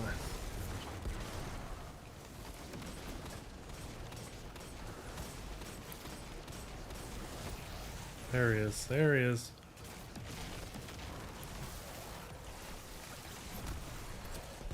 Dude. Fuck, man. He just got ripped.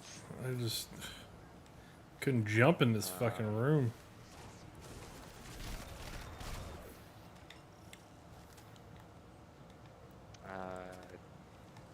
Thought more ads will spawn. Wow, we really, no, more ads will spawn. Yeah, they will. We just gotta do this. I'm gonna do this.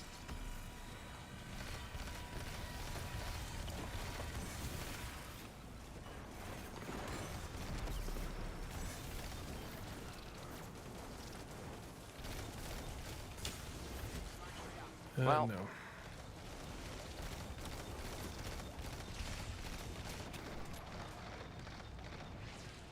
Made a very critical error in judgment there. Oh. Go get them, nanos. Nano weights. 80% damage resist doesn't account for stupidity there. Yeah, it's all good.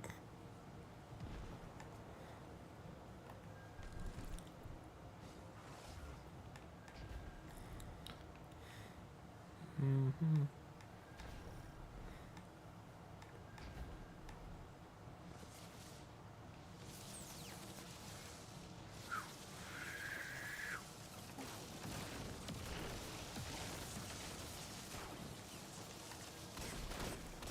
Oh, he's gonna get me.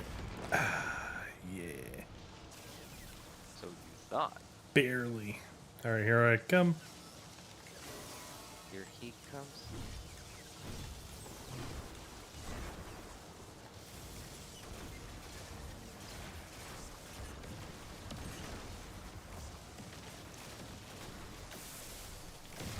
You got me. Sorry, I binged it. Well, good news, bad. Good news, bad news. Bad news, Now good. comes the fun rooms. think I'm just gonna super right in the middle of that room when we get in there. Ooh.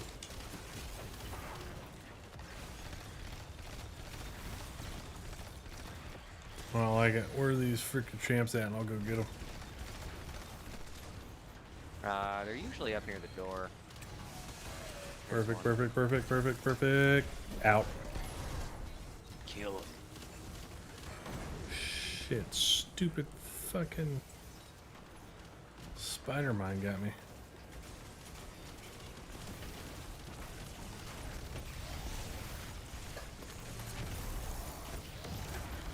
Alright, out. I'm gonna die.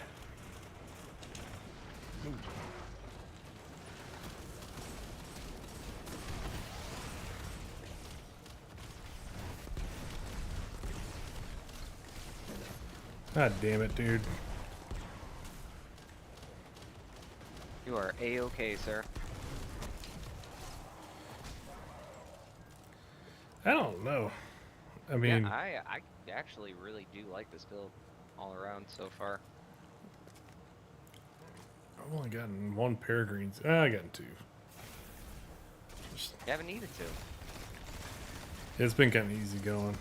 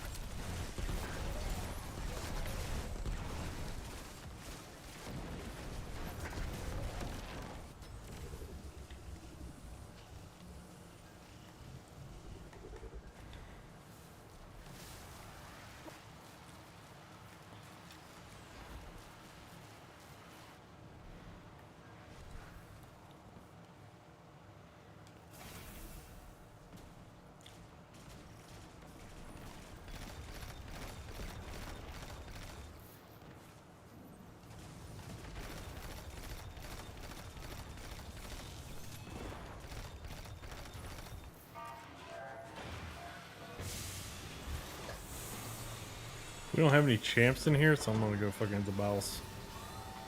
Yeah. Okay. Oh, okay. Well, What just happened? What just happened? Stuck in lower areas.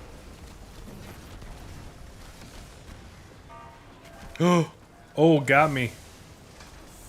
I'm behind one of these did. electric columns on the right. I got you. Wow, that sucked dick. There are champs in here, sir. Oh, there are. Okay. Okay. Okay. That's okay. I like when I go from full health to no health. It feels good. I'm up. I'm right next to you.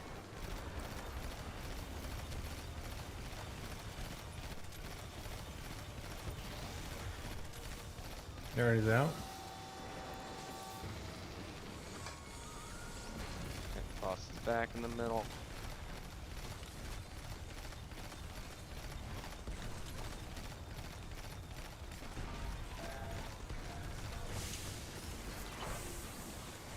Alright.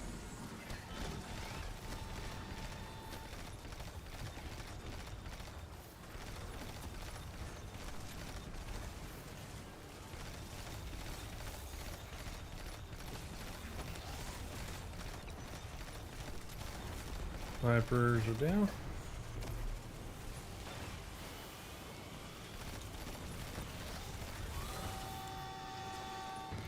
Okay. Go to town. Oh, I love it. Freaking. Those just hit me right in the back, didn't they? Dude, I don't know where the fuck they went, man. Fucking stupid. Well, it's okay. The boss is dead. Yeah, but it's freaking ridiculous how inaccurate or where the hell they go. I have no idea. Oh, you know what? I think I'm maxed on. I'm now maxed on prisms. interesting. There's got to be something bugged with the GM. Let's see how we did. Wow. Yeah, that guy carried us. So. Thanks, Logan. I could kind of tell. He was butt. Yeah, he was definitely not butt. That's So his gamer tag or his clan tag. I know, a clan tag. Yeah. So here's a weird thing. I have noticed. Just gonna go check. BM again. I didn't get enough points. Oh. What? Yeah, I did the GM, but we didn't get enough points for the pinnacle. That was kind of what I was really doing this for. I'm still not at max rank yet on my characters. Which is why I want to do the raid again. I mean, more than just that, but it's one of the main reasons.